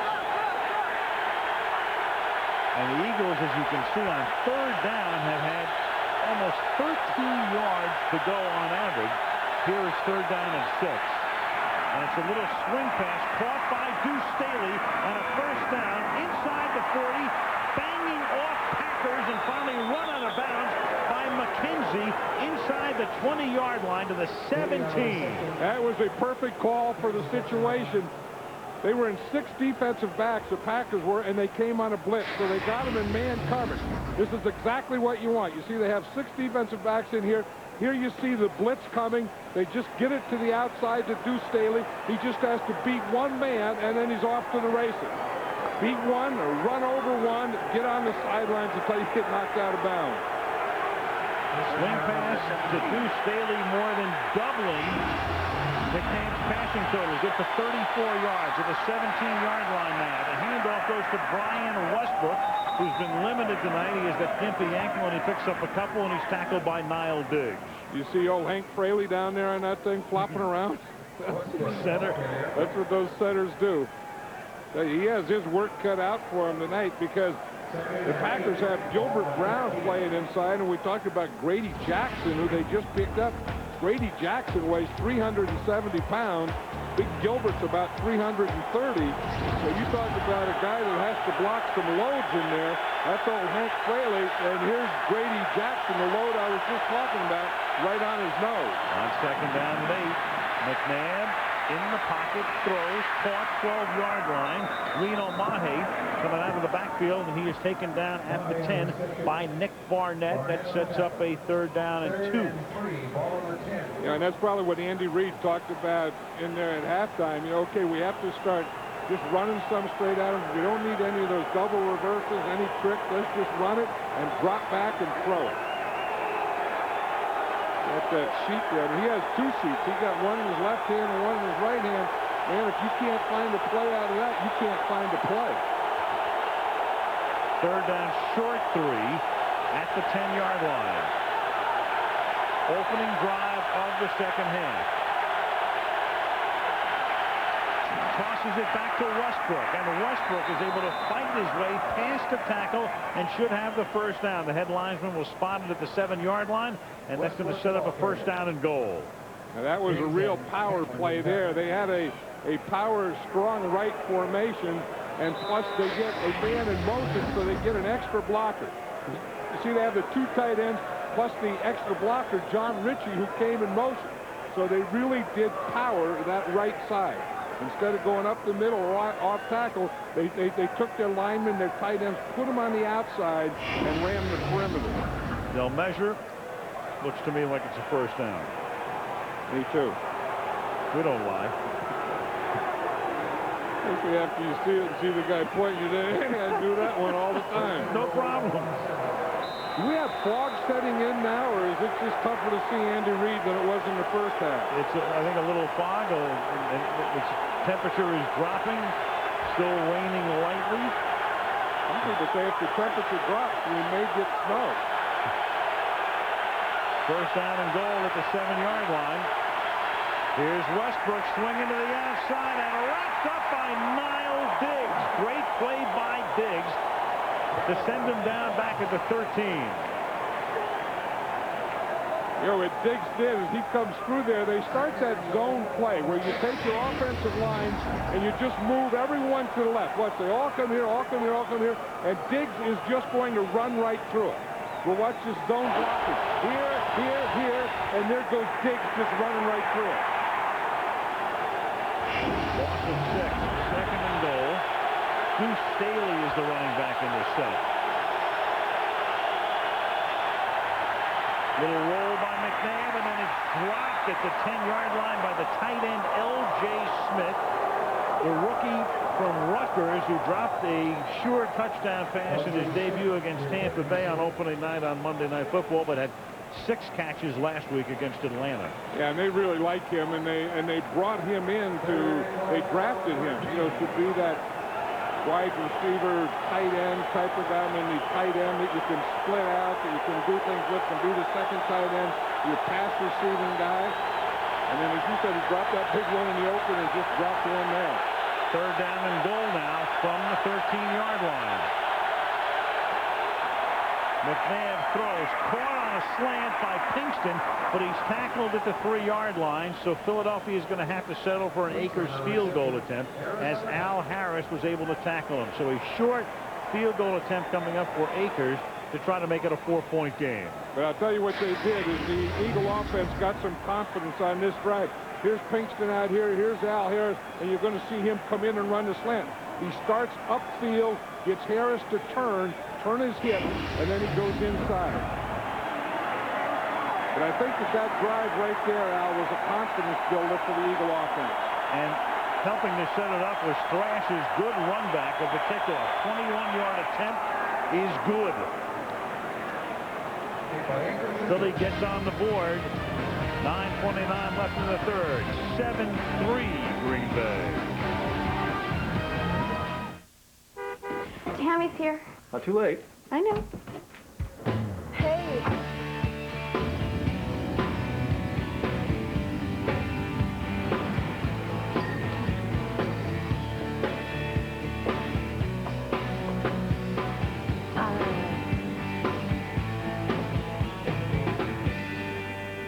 Got everything you need? Yeah. Just checking.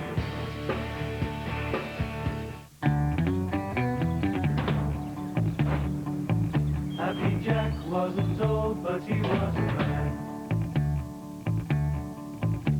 He lived in the sand at the Isle of Man. The kids would all sing, he would take the wrong key. So they rode on his head in the hurry donkey.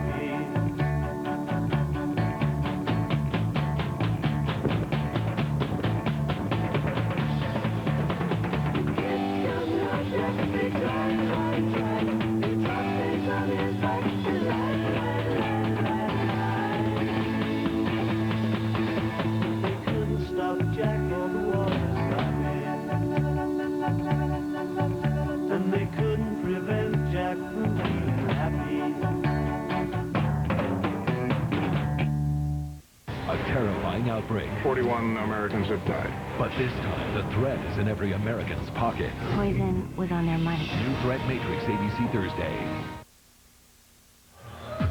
This Sunday night, you'll see it live. The American Music Awards. Jimmy Kimmel will be hosting the show. Britney Spears, Kid Rock, Outkast. Some of the artists performing this Sunday night right here on ABC. I am threatening to rap with 50 Cent, but we're going on the road, John. It's 49 cents pretty soon. Do you have those moves yet that you do with your hands when you rap? Do you have those down? I'm trying. I don't think you have them down, though. Not yet. Philadelphia with Akers, including a bouncing ball that does get into the end zone. So Akers sent it on the grass for the last 35 or so yards, and it works out with 9:29 remaining in the third quarter. So the defense coming back on the field with Green Bay up 7-3.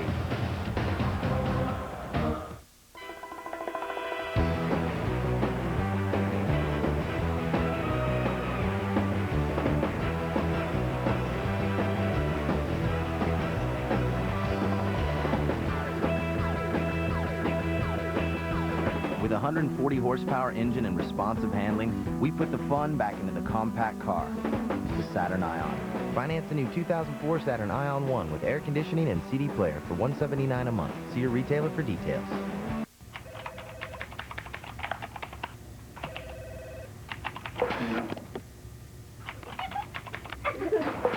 On the road and stuck trying to get business email in all the wrong places?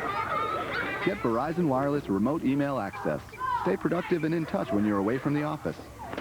Can you hear me now? Good. Now ask how you can save up to $200 on select wireless PDAs and BlackBerry devices.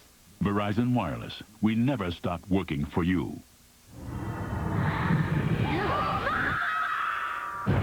Lily, did you see who took your sister? He were... On November 26th, my granddaughter was stolen 2 days ago. Their only choice... Can you track him? will be to risk everything. Man who did this is a witch. You're scaring her. She needs to be scared, and so do you. From director Ron Howard. Right now! The Missing. Rated R. Opens everywhere November 26th. This telecast is copyrighted by the NFL for the private use of our audience. Any other use of this telecast or of any pictures, descriptions, or accounts of the game without the NFL's consent is prohibited. Night after tomorrow, Wednesday night, at 10 Eastern and Pacific and 9 Central, you'll see Karen Sisko following The Bachelor right here on ABC Wednesday night.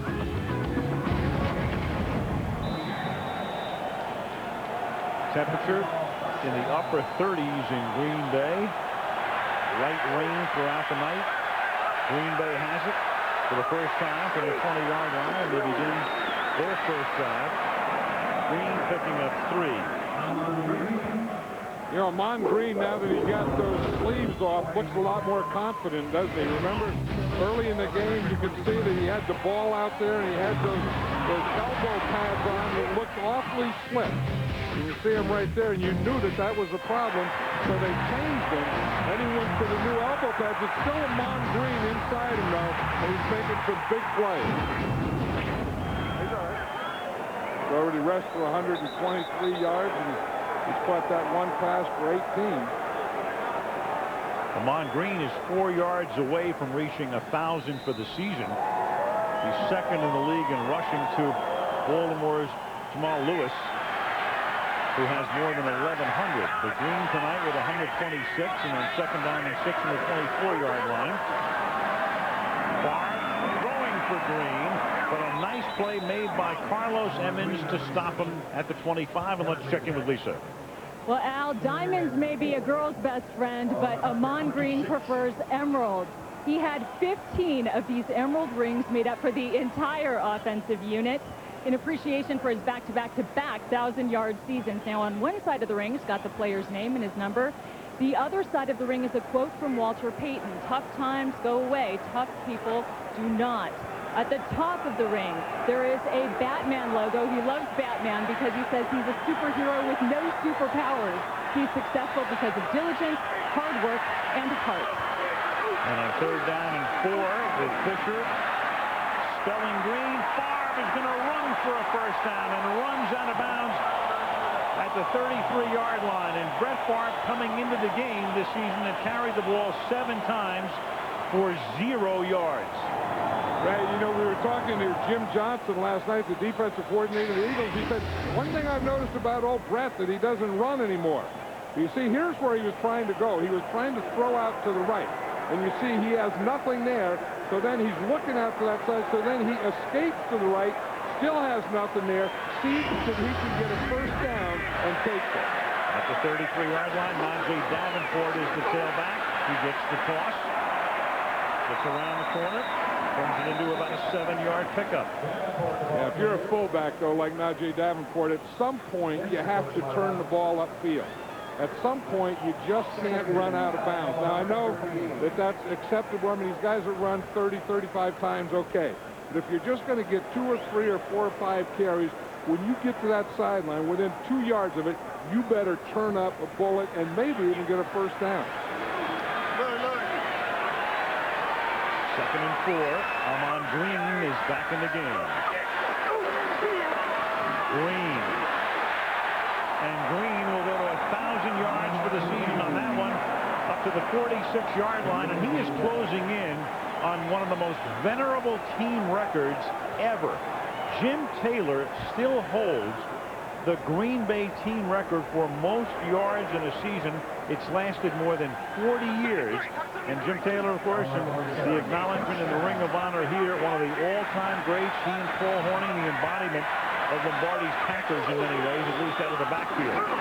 Here is Green again to the 50-yard line. You know, and a lot of it is Ahman Green, but a big part of it is that offensive line. And you take the center, Mike Flanagan, is having a Pro Bowl year. Mike Wall, who made the block on the play just before this, is Marco Rivera. We've shown him a number of times. Chad Clifton and Mark Kosh are coming back from injuries a year ago. This is a very solid unit and a very strong blocking unit, especially the inside, especially these 3 guys in the middle. 2nd and 5. Ball is given to Najee Davenport. He gets pushed back, but forward progress may have netted him the first down as he got across the 45-yard line, and that will be a first down. We're talking about Mike Wall and Mike Flanagan and Marco Rivera, the center and the two guards. The thing that the middle guys have to do is you have to get the guys blocked in front of you and then get up to that second level. Get those guys. And that's what brings about big runs. You know, the linemen block the first level, then get off those blocks, now watch, right there, and get up to the second level. The second level being linebackers or safeties that come down in the box. Davenport again, and he loses the football. The fifth Green Bay fumble, but the fourth one they recover as Robert Ferguson saves the day at the 26-yard line. I would think that Davenport would take his sleeves off now. These guys look like they got more stuff hanging off their bodies and on the ball than they really need. Again, you see right there, you have to get the ball in front of you. You see at that point where you have to protect it, the ball should be in front of you. It was at Davenport's outside, and that's why and how it got knocked out.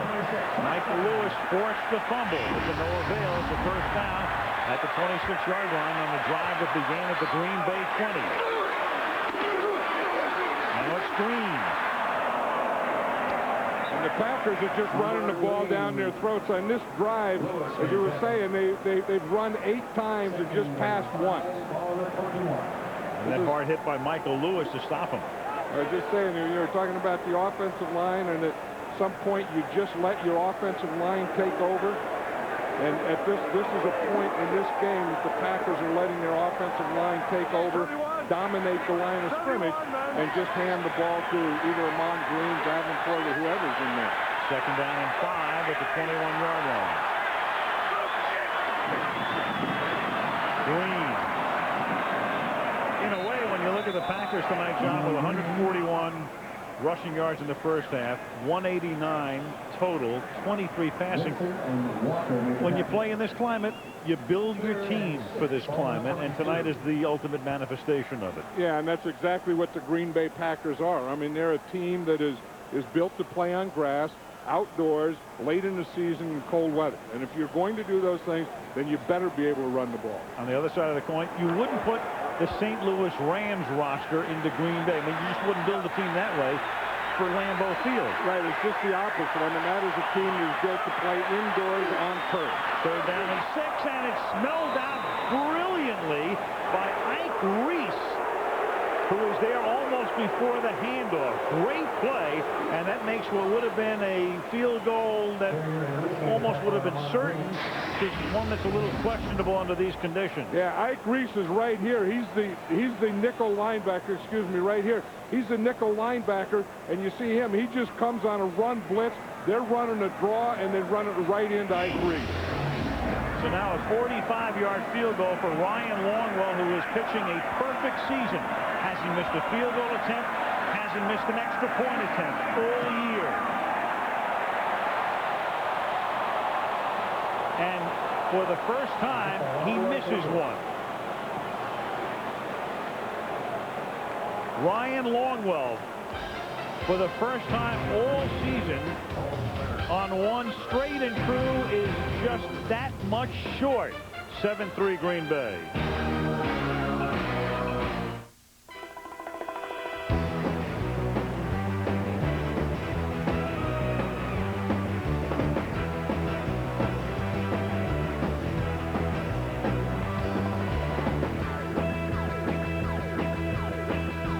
With a 140 horsepower engine and responsive handling, we put the fun back into the compact car, the Saturn Ion. Finance the new 2004 Saturn Ion 1 with air conditioning and CD player for $179 a month. See your retailer for details.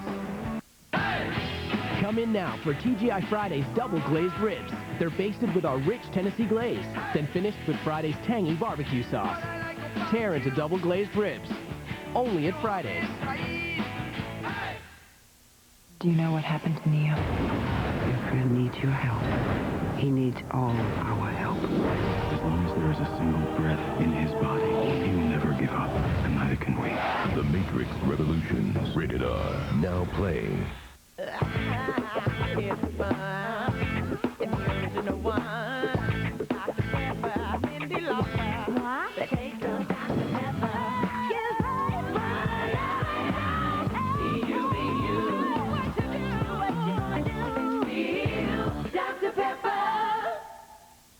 gamers. Look under the cap of specially marked packages of Dr. Pepper, and you could win a chance to be in a Nintendo video game that's way beyond reality. The biggest music show begins with the biggest pre-show ever, the American Music Awards Live, Sunday starting at 7, 6 Central, hosted by Jimmy Kimmel, only on ABC. 8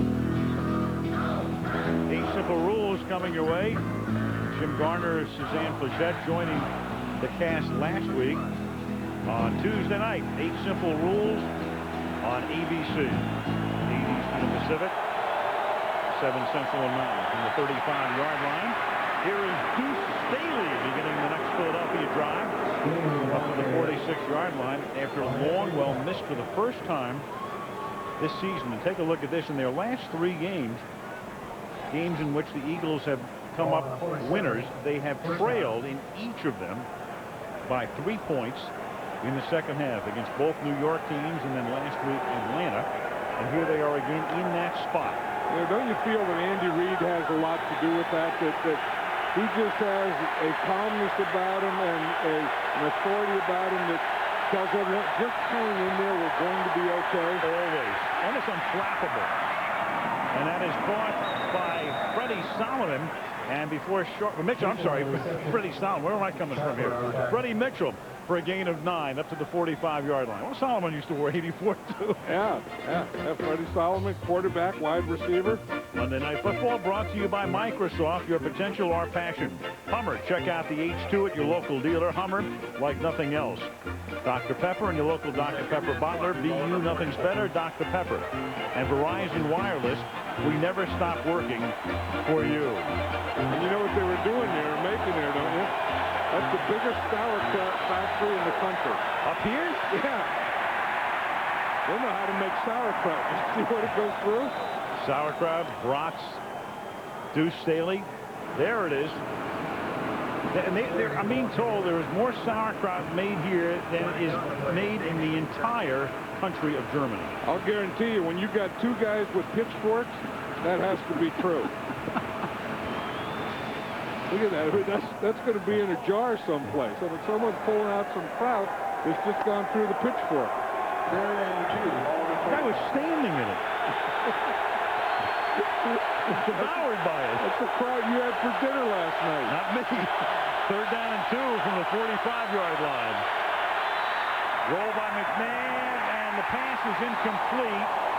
And the Packers with Barnett knocking it away from L.J. Smith, and good coverage, legal coverage. You know, and I think that's been the thing with all the Eagle receivers all the time. There's always good coverage on them.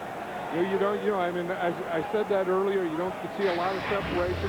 You don't get guys open, but this is what Donovan McNabb always seems to be looking at. You know, I mean, something, there's no place to throw the ball. Kirk Johnson to punt. Sending it into the night rain. It bounces at the 3 and into the end zone. Sean Morey could not stop it before it got to the goal line. 2 seconds remaining in the period. 7-3 Packers. Great teams are often forged over the hot coals of adversity.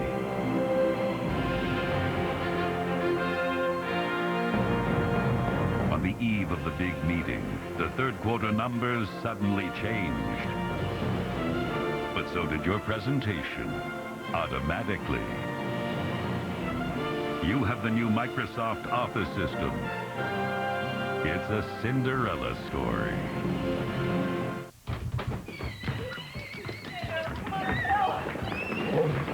Mom! Hey, Mom, I'm out of here. You're a 2-car family, and you're 1 car short. Now, your State Farm agent can help with information on auto loans and leases, as well as competitive rates on auto insurance. Talk to your agent today. We live where you live. Whose mom's driving next week?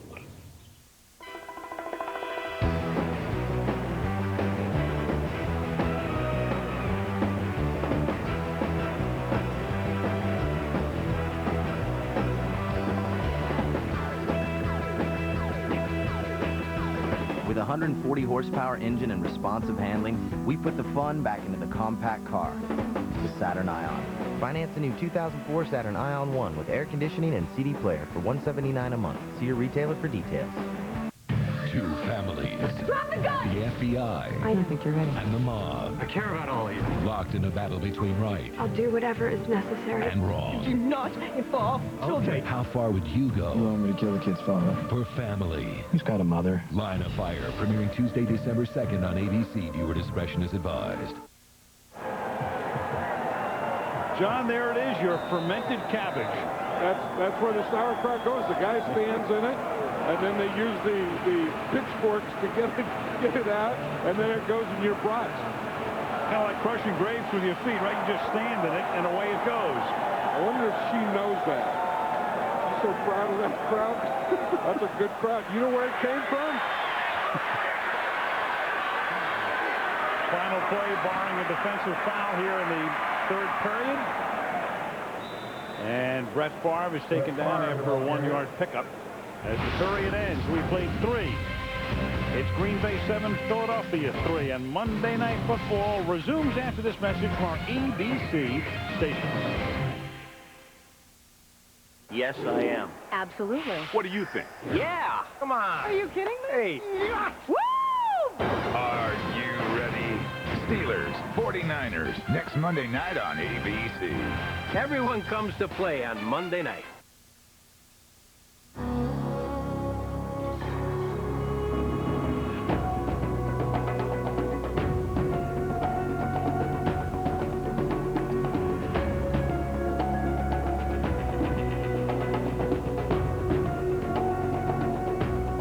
Be there first. Where no sports sedan has been before. The all-new 270 horsepower Acura TL. A higher form of performance. Who writes this stuff? We go through the same thing every year. The right health coverage made simple. The new Aetna. I just want to see our doctors, or the kids' doctors, or even specialists without the... Those referral slips. Exactly. More choices, open access plans, simpler language. The thing is, Yeah, it really does matter. sure. The new Aetna, turning promise into practice. Ask your employer about Aetna's open access plans. I was really surprised at how fast this Camry is. It's also remarkably comfortable. Tell me you haven't thought about burning rubber once or twice. That wouldn't go over very well in the courthouse parking lot. Are you a lawyer? A judge. By the way, you look familiar. Well, here's something everybody can agree on. Saving on a new Camry. 3 great deals. 1.9% financing, or $750 cash back, or $199 a month lease. With 17 models to choose from, which Toyota is perfect for you? AccuWeather, only on Action News.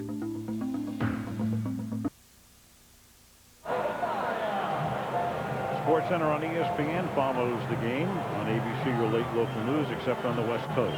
We start the fourth quarter in Green Bay. Al Michaels, John Madden, and Lisa Guerrero. Green Bay trying to pull to within 1 game of Minnesota in the NFC North.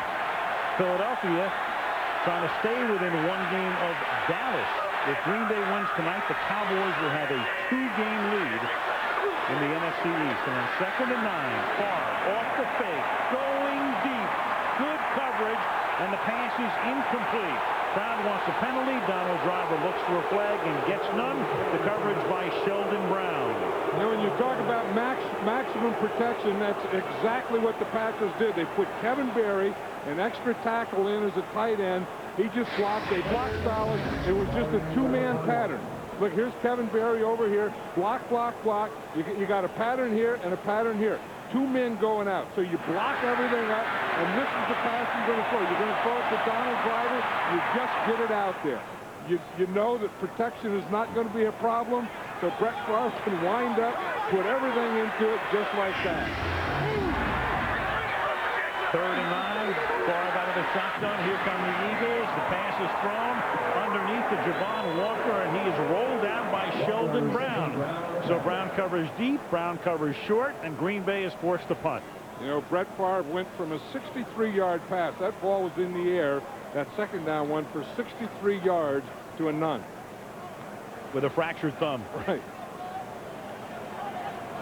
And he tried to air one out, and and that's the thing. You're second and long. Make a play, make them think that you will do it, so they just can't sit on you. Bidwell's kick, a short one, bouncing at the 40, fielded by Reno Mahe, and nobody's there to help him out as Mahe gets taken down up at the 36-yard line. Now the Eagles will begin this drive with McNabb, 54 seconds into the fourth quarter in a 4-point game.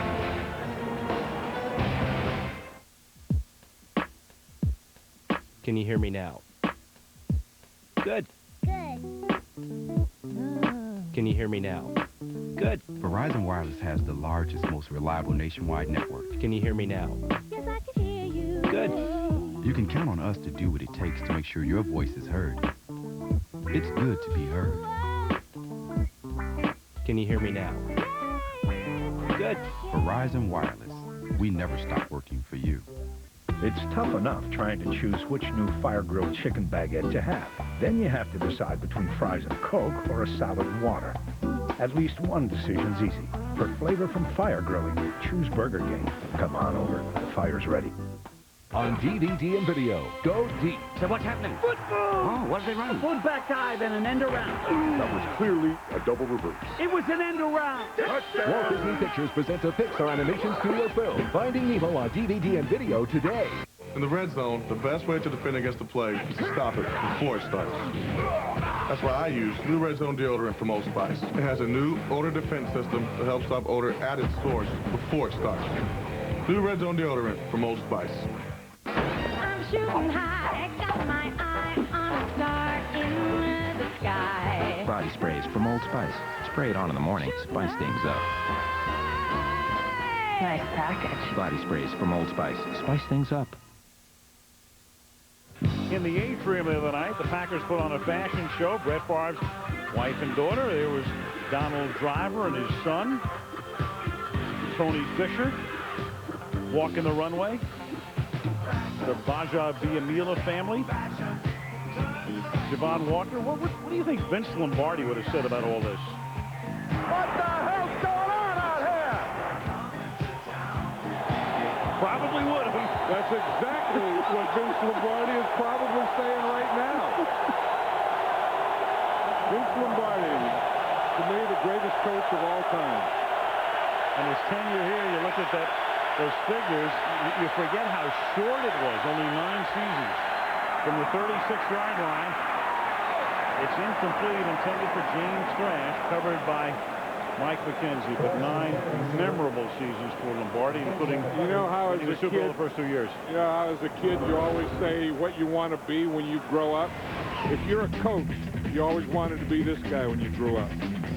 The Packers took the Eagles on in the championship game in '60. It's the only championship game that Lombardi lost. The Eagles winning the crown, winning the game 17-13. You remember who the Eagle quarterback was?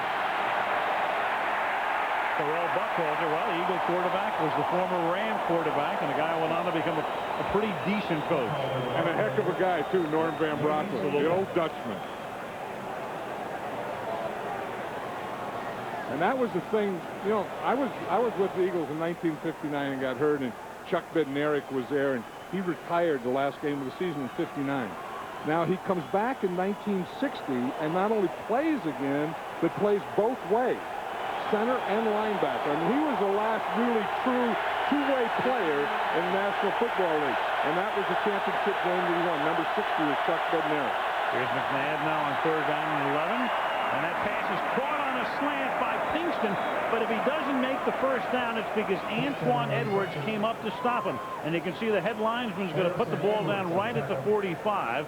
And even though the yellow line is unofficial, when there's that much of a separation between the line and where the ball is, chances are it is not a first down. They'll bring the chains out nonetheless. Yeah, the Packers just had a 3-man rush, so they had 8 men in coverage. But watch Pinkston and Al Harris here on the line of scrimmage. Al Harris is always going to be physical with you. Pinkston knows that, so you start into him, let him be physical, and then he'll run off that. But I don't think he ran off it for enough. And Andy Reid is going to have to punt here. No question about this, as he has to try to pin Green Bay deep and get it back again near midfield, 4th down and inches, with under 13 minutes to play.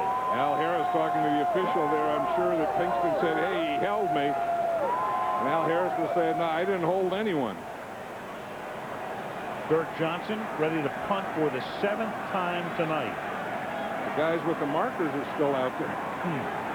Get off the field. There you go. They stayed out there like they were going to measure it again.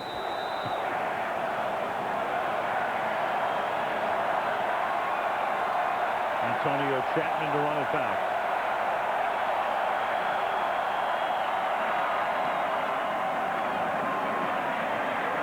A fair catch was called for, but then Chapman slipped. And that enables the Eagles to pick up a few more yards as it rolls to the 9-yard line. 46-yard move. 7-3 Green Bay in the 4th. See anything? Hold up.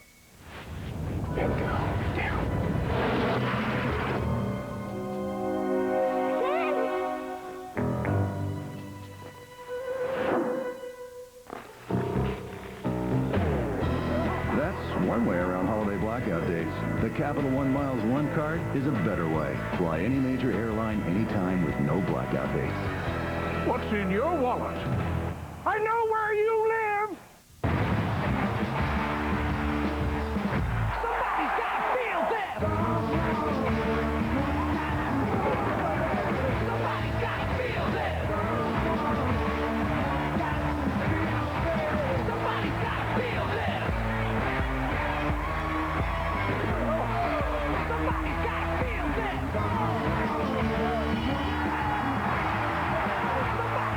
Feel this! Feel this! Of all the innovations of the past 100 years, arguably the greatest are the forward pass and the ability to catch the forward pass. Introducing the Canon Digital Rebel, 6.3 megapixel SLR with the revolutionary DigicChip and CMOS technology. The game has changed. The Digital Rebel, the culmination of 68 years of Canon know-how. I'm meteorologist Cecily Tynan. After record cold this morning, a moderation in temperatures, but also a chance of some showers in the AccuWeather Project forecast tonight after the game. I'm Amon Green, and this is my Monday Night. I like to move it, move it. I like to move it, move it. I like to move it, move it. You like to move it. I like to move it, move it. I like to move it, move it. I like to move it. This is what it's all about, right here. Amon Green tonight 136 yards on 24 carries. And here he goes again. And he picks up 4. I mentioned before, Jim Taylor holds the rushing mark for Green Bay. He said in 1962, Taylor rushed for 1,474 yards in a 14-game season. There's some of the salient points about Taylor. As you can see, the only guy to ever beat out Jim Brown in Brown's 9-year NFL career to win a rushing crown. It's a 41-year-old record. It's the longest single game or single team record of any rusher still existing in the National Football League, as Amon Green takes it up to the 15. So that has been, for a team that, you know, normally rushes the ball, built for cold weather and all that, it's amazing that Taylor's mark has stood for 41 years. You know, the other thing that's amazing about Jim Taylor and that mark, he was a fullback. And the fullback is a position that is darn near obsolete today. And it used to be that the fullback would run maybe half the time, maybe even more than a halfback. The halfback on that team was Paul Hornung when Jim Taylor was making all those yards. And now they don't even have the position. Sure. I mean, apart from somebody like a Mike Allstott, who's pretty much a hybrid, a fullback rarely gains 250 yards in a season. Far throws, and that pass is incomplete. He was under pressure, intended for Najee Davenport. Favre wanted a flag. Yeah, this isn't a Brett Favre night. I mean, he just, you know, he has Ahman Green running, and that's about all they got going in that screen pass, you know, just before half. But other than that, neither one of these offenses have been able to put anything together. But the Eagles right here should be getting pretty good field position. Bidwell kicking to Reno Mahe from the 42. And that pretty good field position will be the 46-yard line. As McNabb and company come back out with 11 minutes to play in the fourth quarter in a very pivotal game for both teams. 7-3 Green Bay. No matter where you are, with Verizon wireless phones from Radio Shack, you can take and send pictures instantly. Not that I'm going Hollywood or anything. So come to Radio Shack, your wireless phone headquarters.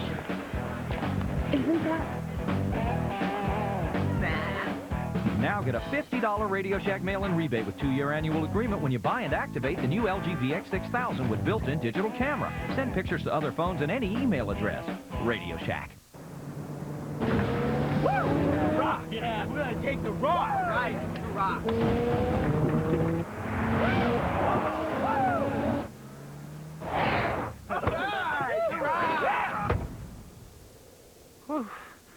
The Rock.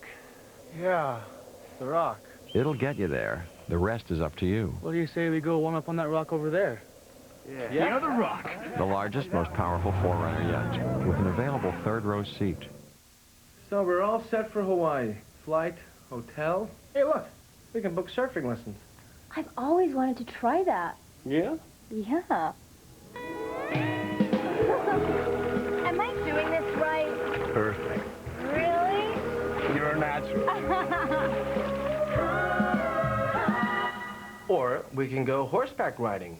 Okay. Activities, another way Expedia helps you create the trip that's right for you. Expedia.com.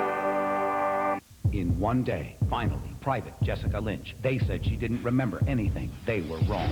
Tuesday at 9:30, 8:30 Central, a Diane Sawyer primetime special. This week on My Wife and Kids, Damon's wife is in training for a marathon while Damon thinks she can do it without any training. My Wife and Kids, Wednesday night right here on ABC.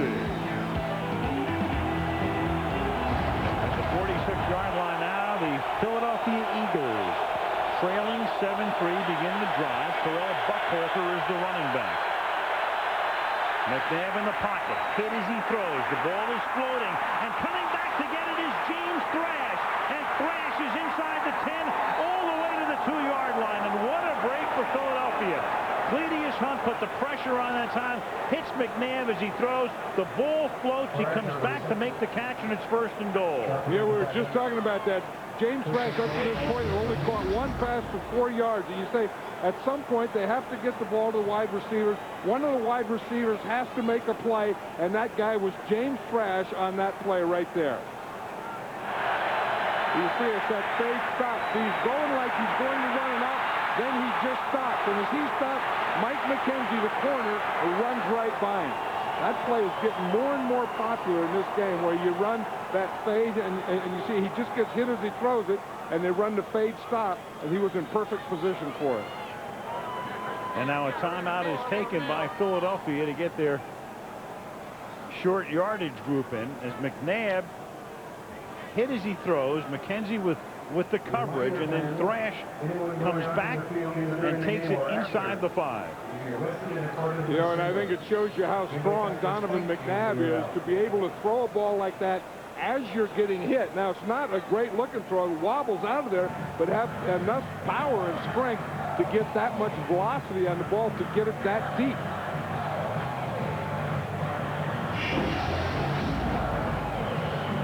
So now the Eagles. McNabb saying, hey, he knocked the heck out of me on that play. Eagles trying to stay within a game of Dallas. The winner of this game will be 1 game out in its division. The loser 2 games behind with 7 to go. And Andy Reid and his Eagles just kind of hang in there the whole game, don't they? Pretty much the story of the season. McNabb throws it into the bleachers. You know, John, when we talked about it at the beginning of the year, they lost the first 2 games at home. 17-0 on opening night to Tampa. 31-10 to New England in the next game. But there they are in games decided by 8 or fewer points. And as we said earlier, again, they trail in the second half as they have in each of their last 3 wins. But they're winning the close games, and that's why they're 5-3. Right, and everyone says they win games that they shouldn't, but that's coaching. That's hanging in there. That's staying with it. You know, I will say this, it's second down, and then they have a third down, but if they don't get it on second or third down, I think they still have to kick a field goal. Second and goal. They give it to Deuce Staley, and Staley takes it inside the 1, or he's hit by Barnett. So Barnett, for the moment, saves the touchdown. Third down and goal inside the 1-yard line. Yeah, and they have their big guys in there now. Gilbert Brown and Grady Jackson are both in there, so that's why Nick Barnett is free. When you have like 700 pounds of defensive linemen right in the middle, the linebacker that's right behind him is usually going to be free. Look at that. I don't know where I'm going to run, but I know I'm not going to run right at this stuff right here. That's too doggone big, even for old Hank Fraley and the guys. And with Cledius Hunt in there, he's a pup at 3:05. Third and goal.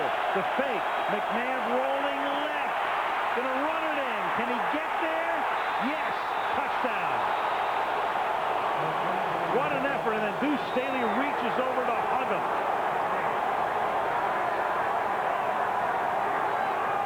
They've hung in there. McNabb made that big throw when he had to as he was getting hit. And here he makes this play right here. You see, there's nothing inside.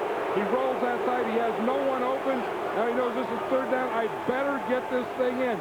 Now McNabb, a quarterback, ran that one in like a fullback. Got to the goal line. Gets it in. Eagles have the lead for the first time tonight, with 9:22 remaining in the fourth. Donovan McNabb's mother and father are both here, and he says his dad talked to him about the football, and his mother talked to him about his jersey not being tucked in or him not running off the field. He'll be walking out there, she said. High snap. Detmer pulls it down. Akers bangs it through. McNabb with his first rushing touchdown of the season. So the persevering Philadelphia Eagles take the lead 10-7.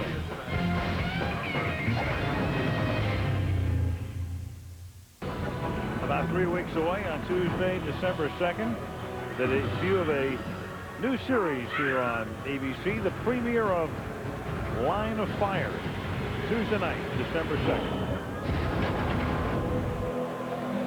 Donovan McNabb. His Philadelphia Eagles this season have given up more points than they've scored. If this score holds, that will remain true, and the team would go to 6-3. At the 12-yard line, it's Antonio Chapman. Up to the 34-yard line. And Brett Favre comes back out. L.J. Smith makes the tackle on the run back, and there are the very un-Favre-like numbers for number 4. And he knows that he has to make some plays now. That Donovan McNabb, who played the whole game, didn't make many plays, but he needed a couple of it. I mean, he got that ball to James Thrash as he was getting hit, and then on third down, he got the ball in the end zone, and Brett Favre is going to have to make some plays on this drive. For neither team will this be a pretty victory, except in the standings. At the 34-yard line, Favre throws, caught, first down. Donald Driver, who's been fairly silent tonight, tackled there by Troy Vincent. For Donald Driver, his second catch for 18 yards. Now if you need a play by your quarterback, Brett Favre isn't a bad quarterback to need a play from. I mean, you just look. You know, we talk about how much he enjoys the game and enjoys playing it. He enjoys these situations too. I mean, this is not a stressful thing for him. This is a fun, stressful thing. Loves it, and it shows to the 46-yard line. Favre slings it to midfield, caught by Green, slips down, gets into Eagle territory, stopped at the 48. It'll be second down and 4. I'll tell you what he's had on these last 2 passes. He's had very good pass protection. And I know what that means to Jim Johnson, the defensive coordinator of the Eagles. is if they're protected and he's getting too much time, I'm going to blitz on this down.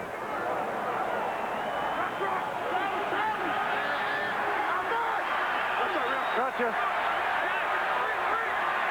The Green Bay offensive front, which has played magnificently this year. And then coming across the line, N.D. Kalu knocking over Bubba Franks. 88 offense. 5-yard penalty. Still second down. And it's Franks who precipitated it. Right, and that's why N.D. Kalu came across the line. And that's the thing that really gets coaches upset. I mean, you have a 2nd and 5 situation, which is a great situation. You know, and then you have your tight end move like that, and now you get back to 2nd and long. Been a while since we've seen Bill Carollo. That's the first penalty of the half. On 2nd and 9, the pass is thrown out of bounds. Donald Driver was blanketed by Troy Vincent. Excuse me, Javon Walker by Troy Vincent. And you see how a little thing like a tight end moving early changes the whole thing. Now instead of, you know, 2nd and 5, then you're 2nd and long, and then even if you were incomplete off 2nd, instead of being 3rd and 4 or 5, now you're 3rd and long. And now you're going to get nickel, and you're going to get all their blitzes and all these things that the Eagles do. 3rd and 9, they have to get to the Philadelphia 44-yard line. Walker in motion out of the backfield. Eagles showing blitz. How many will come? 5. And the pass is caught by Ferguson. He reaches out, makes the catch, but he's short of the first down. It was all Ferguson could do to catch it, so he had to reach for it, and he stopped short of the first at the 45-yard line, 4th down. And the Packers are going to go for it. On that blitz, what they did is Jim Johnson will overload a side, get one more rusher than you have blocking. You see, he overloads the side there, so he's always going to have a free rusher on that situation. Now, this, to me, would be a running situation. And 4th and 1 to give the ball to Green. First down, and inside the 20, inside the 10, touchdown. 45 yards.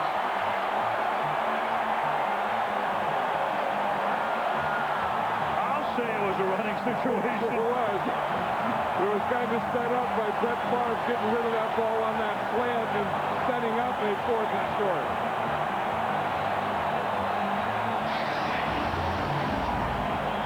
You're going to see they just get everyone packed in here. Look at this. They pack the whole defense to the inside. Then he just finds that crease in there, and he just sprints right through it. All he was looking for was to pick up a first down, and look what he found. Longwell for the extra point. 187 yards for Green. Plus 32 in the air. His 2nd touchdown of the game. 14-10 Green Bay.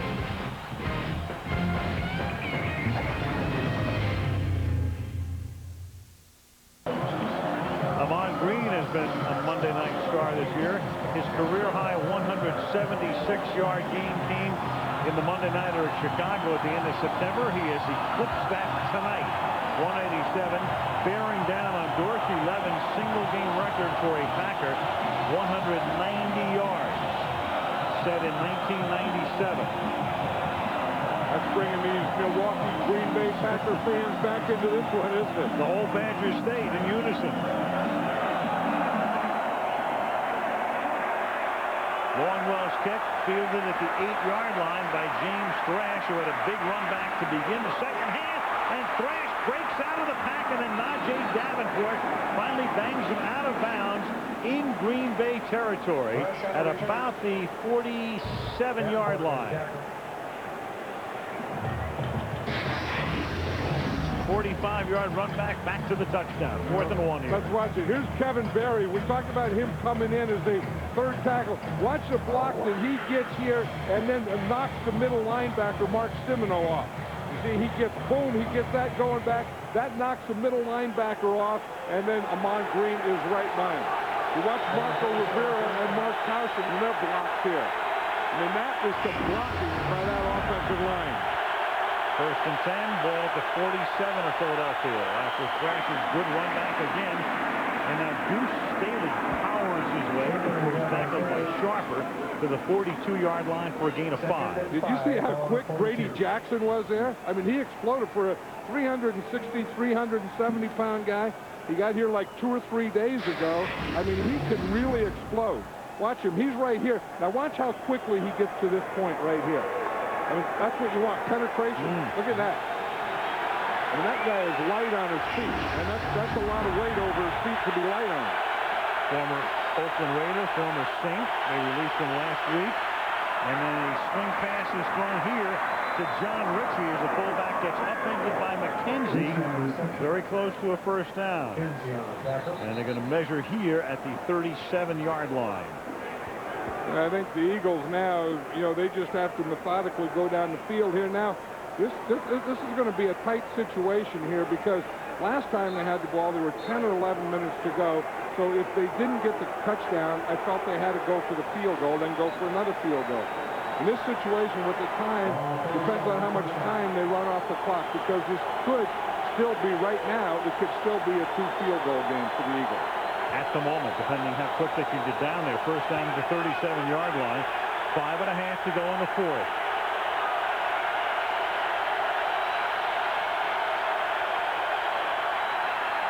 McNabb protected well. Going deep for Thrash. Pass incomplete. Some incidental contact along the way. McKenzie one-on-one with him. 2nd down. Yeah, and that was they had the safety back there, too. McKenzie wasn't back there by himself, and I think that McNabb tried to hit him between the corner and the safety. McKenzie gassed as he comes back. He's gassed because his hair is so long, he's pulling his head back. That's a look of gas. What will happen to you when your hair is that long? It'll pull you back and make you look like you're gasping for gas. Makes Al Harris look like he has a crew cut. 2nd and 10 from the 37. McNabb throws, caught. That's Freddie Mitchell making the catch, and he's taken down at the 32-yard line by Niall Diggs. Big 3rd down coming up here. Yeah, what'll even be bigger is if they don't pick up this 3rd down, the 4th down. I think with we're going to be at 4.5 minutes, I think you'd probably still kick a field goal. Although, I mean, if you're an Eagle, what you want is you want a 1st down here. What you're looking at, though, is about a 50-yard field goal if they gain no more yardage in these conditions. 3rd down and 5 from the 32. McNabb swings it to Staley, and he drops it. So now your choice becomes, do you go for it, or do you take a chance on a 49 or 50-yard field goal, which, if you miss, gives Green Bay the ball at about the 40-yard line? I would think you kick the field goal, and it doesn't look like that's what Andy Reid is going to do. He's going to go for it on 4th down. I think with this much time, you know, and having 2 timeouts left, I think you have time to kick a field goal. But as you say, it's a longer field goal. Get the ball back and then go for another field goal. I think, John, the conditions were better. I might try a field goal, but under these conditions, and we saw what happened to Longwell before. Meanwhile, Green Bay will take a timeout. Remember, Longwell missed for the first time this season, and he missed short. 14-10 Green Bay with 4.5 to go in a good one at Lambeau.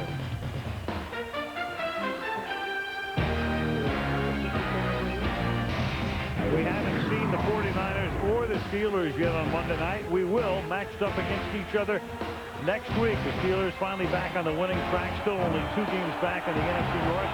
The Niners a bye after their big win over the Rams. Next Monday, Pittsburgh at San Francisco.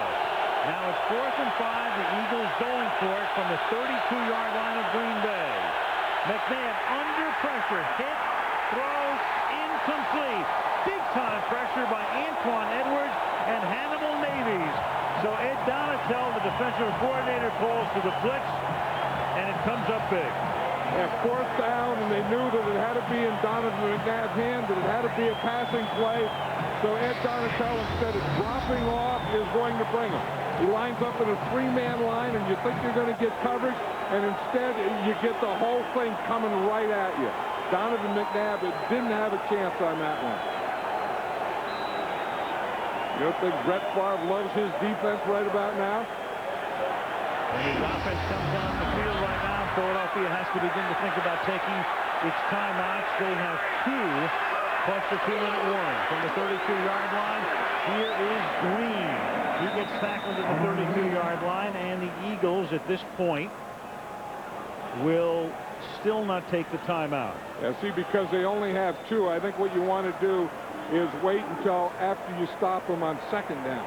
Then if you do that, then you can take it 2nd down, 3rd down, and then change your possession in 2-minute and all those things. Put them in a 3rd and long and stop the clock. Meanwhile, Brett Favre just looking at the play clock right now, which is at 16 and 15, and then they'll get the snap off at 2 or 1 and milk it. Had the Eagles had 3 timeouts, they probably would have taken 1 more. 2nd down and 9 from the 33. Green and Michael Lewis is there, but then Green picks up 2 more running through Lewis to the 37-yard line. And now you're kind of in no man's land. If you are the Philadelphia Eagles, and they still won't take the timeout, they will if they can stop them here, but they can milk another half minute off the clock and take it down to 3 minutes. On that run, by the way, Green eclipsed Dorsey Levin's single game record, going to 192. Levin's at 190, so there is your all-time Green Bay single game rushing mark. Congratulations to Dorsey Levin. If I were the Eagles, I would have taken timeout there after 2nd down. 3rd down and 5 out of the power I set. Ooh, they almost jumped. They take it down to 1. And then the pass is caught by Henderson on the outside. He's tackled there by Wayne, and now the timeout is taken. So they will get the ball back, most likely deep in their own territory if it's a decent punt. And there's 1 timeout plus the 2-minute warning. Monday Night Football being brought to you by City Identity Theft Solutions. Free help getting your life back.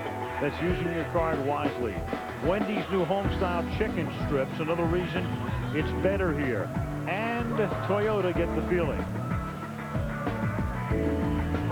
Well, we're set up for another good finish. How about, last week, just a postscript to last week's game, when Bill Belichick made that great call, the intentional safety, and they came back to win the game.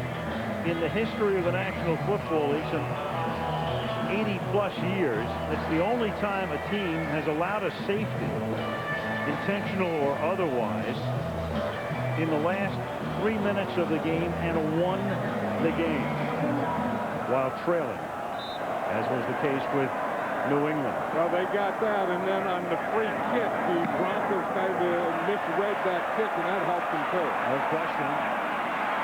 Fielded by Reno Mahe, the Bidwell punt, and he's out of bounds up at the 33-yard line.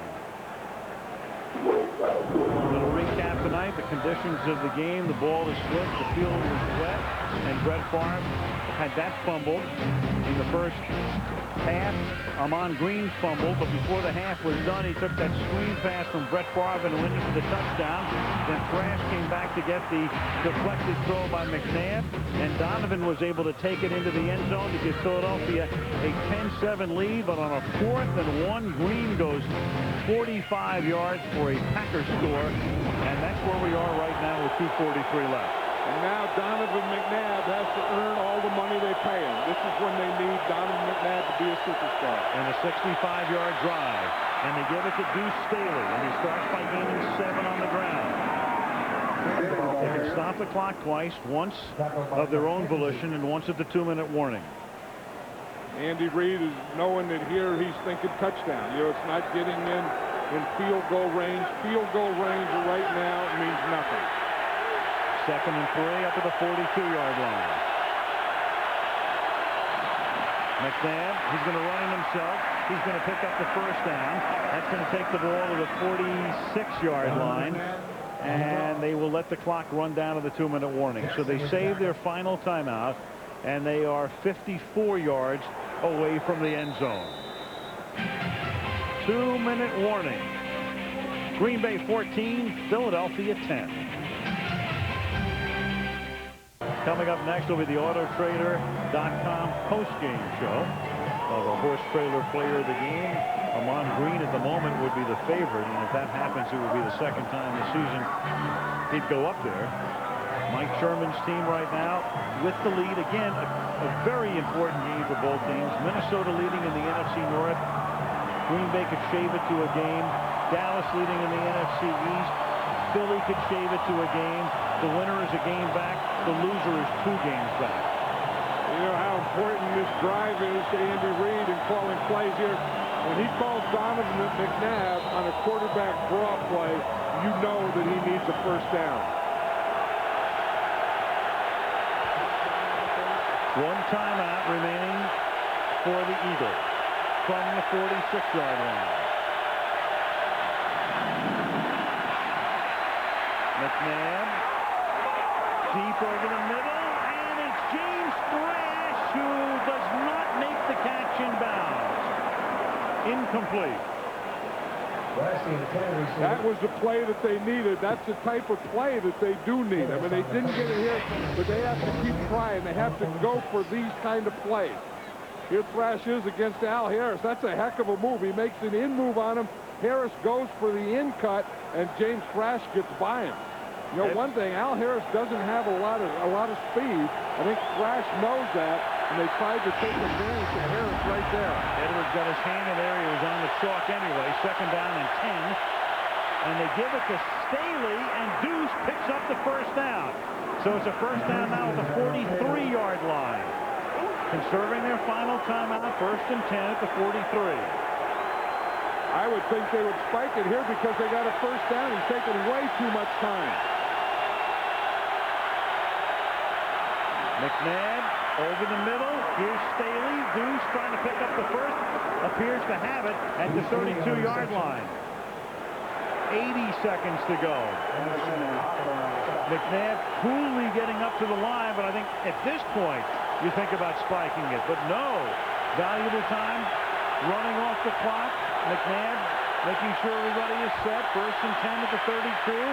Donovan throws over the middle, caught inside the 15 by the tight end Chad Lewis, and now McNabb signals for his final timeout with 57 seconds. I think they would have been better served to spike it there and save that timeout. Yeah, especially when they had the first down. They could have done it before, or the down before that, or as you say right here, when he had the first down, when he went over there to go timeout, he could have just ran up and spiked the ball. Yeah, I don't think Andy Reid was necessarily through with that timeout. McNabb looked to the officials, signal timeout immediately, but why waste your last timeout in this circumstance instead of spiking it right here when you come to the line? I'll tell you one thing, though. McNabb had to make plays, and he's making them. And the other thing is they're getting very good pass protection. You know, the Packers have been putting the heat all night on McNabb. On this drive, he's had a very good protection. And McNabb, after a very slow start, closing in on a 200-yard game. Favre tonight has thrown for 87 yards, but the key has been Ahman Green on that side. And now we'll see about the Eagles as they try to make it 6 out of 7. Down by 4. No timeouts left. Line of scrimmage will be the 12. Here I see Bowju is down here at this right corner now. Al Harris is in there. Remember that play we saw that Thrash beat him? Al Harris isn't in there now. And Bowju, bottom of the screen, locked up on Todd Pinkston. McNabb from the 12. Gonna run it. Takes it down to the 6-yard line. He's tackled there by Marcus Anderson. It is 2nd down, and it'll be 4, short 4. Yeah, when you have a superstar and he's your top player and he's your top money maker, you have to put the game in his hands when you get in these situations, and that's exactly what Andy Reid is doing with Donovan McNabb. On 2nd and 4, throwing to the corner of the end zone and caught by Todd Pinkston for the touchdown. He goes into the end zone and comes back to the pylon and makes the catch to give the Eagles the lead. That was amazing. That was an amazing drive. They had to do it. You know, you look at the Eagles in the first half, and we say they just hang in there. They just hang in there. McNabb doesn't make a lot of plays. They didn't get real good pass protection. On this drive, they needed McNabb. They needed pass protection, and they got it. Todd Pinkston, a starting wide receiver, has gone all season without a touchdown catch until now. only the second touchdown catch by an Eagle wideout all year.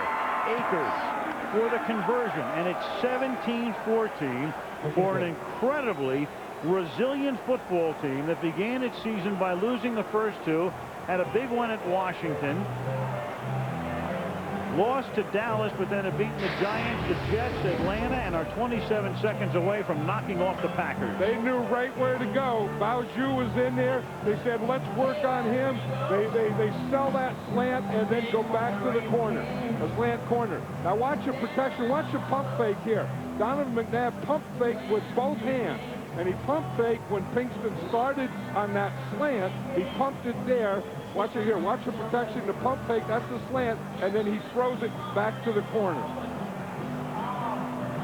And again, the game is not over because that man's going to come back on the field. The Eagles to kick off. The Packers still have 2 timeouts. Not that they'll have enough time to use those, but if they get a decent run back and Favre sets them up in field goal range and Longwell is one of the best, who knows?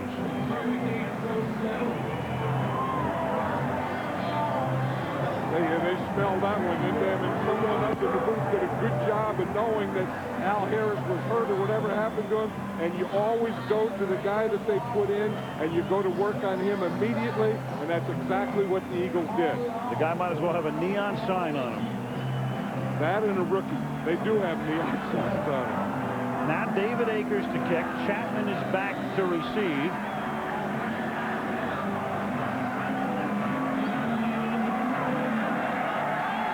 And the left-footed Akers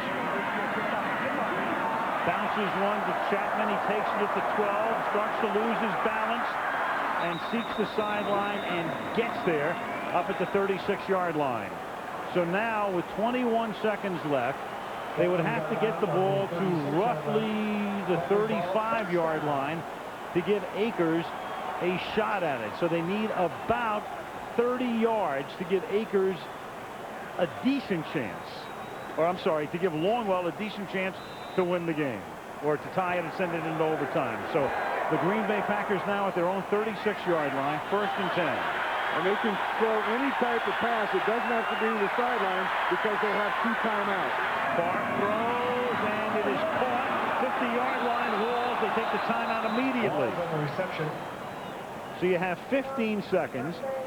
2 ways to go about it now. You still need about 15, 17 yards. Even if you throw it over the middle, you get up to the line of scrimmage, and you still have time to spike it, or you work it to the outside.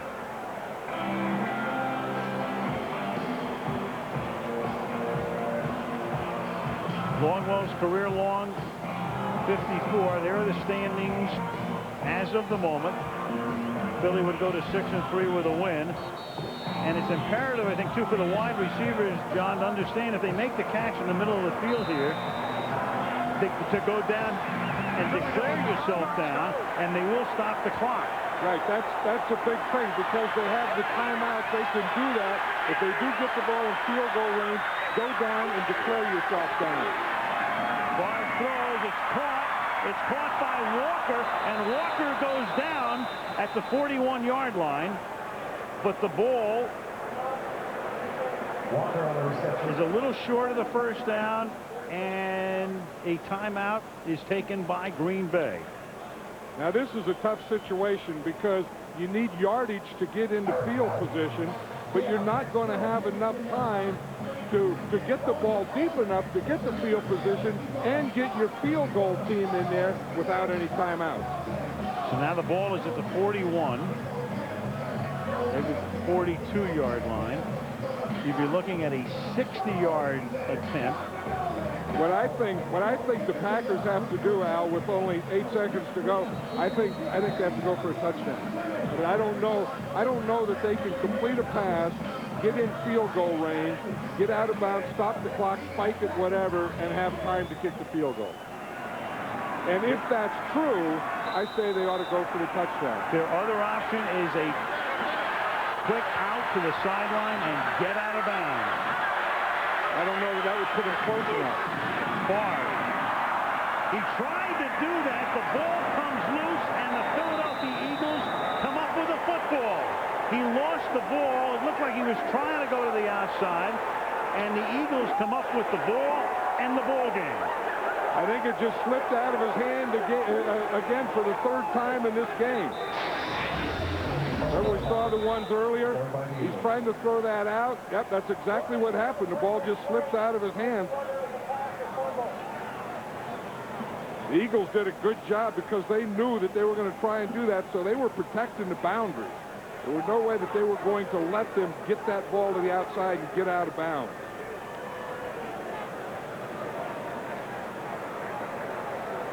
They are going to review this upstairs to see whether it was a fumble or whether it was an incomplete pass. If it's an incomplete pass, Green Bay still has the ball, and they would still have one shot at a Hail Mary to end the game.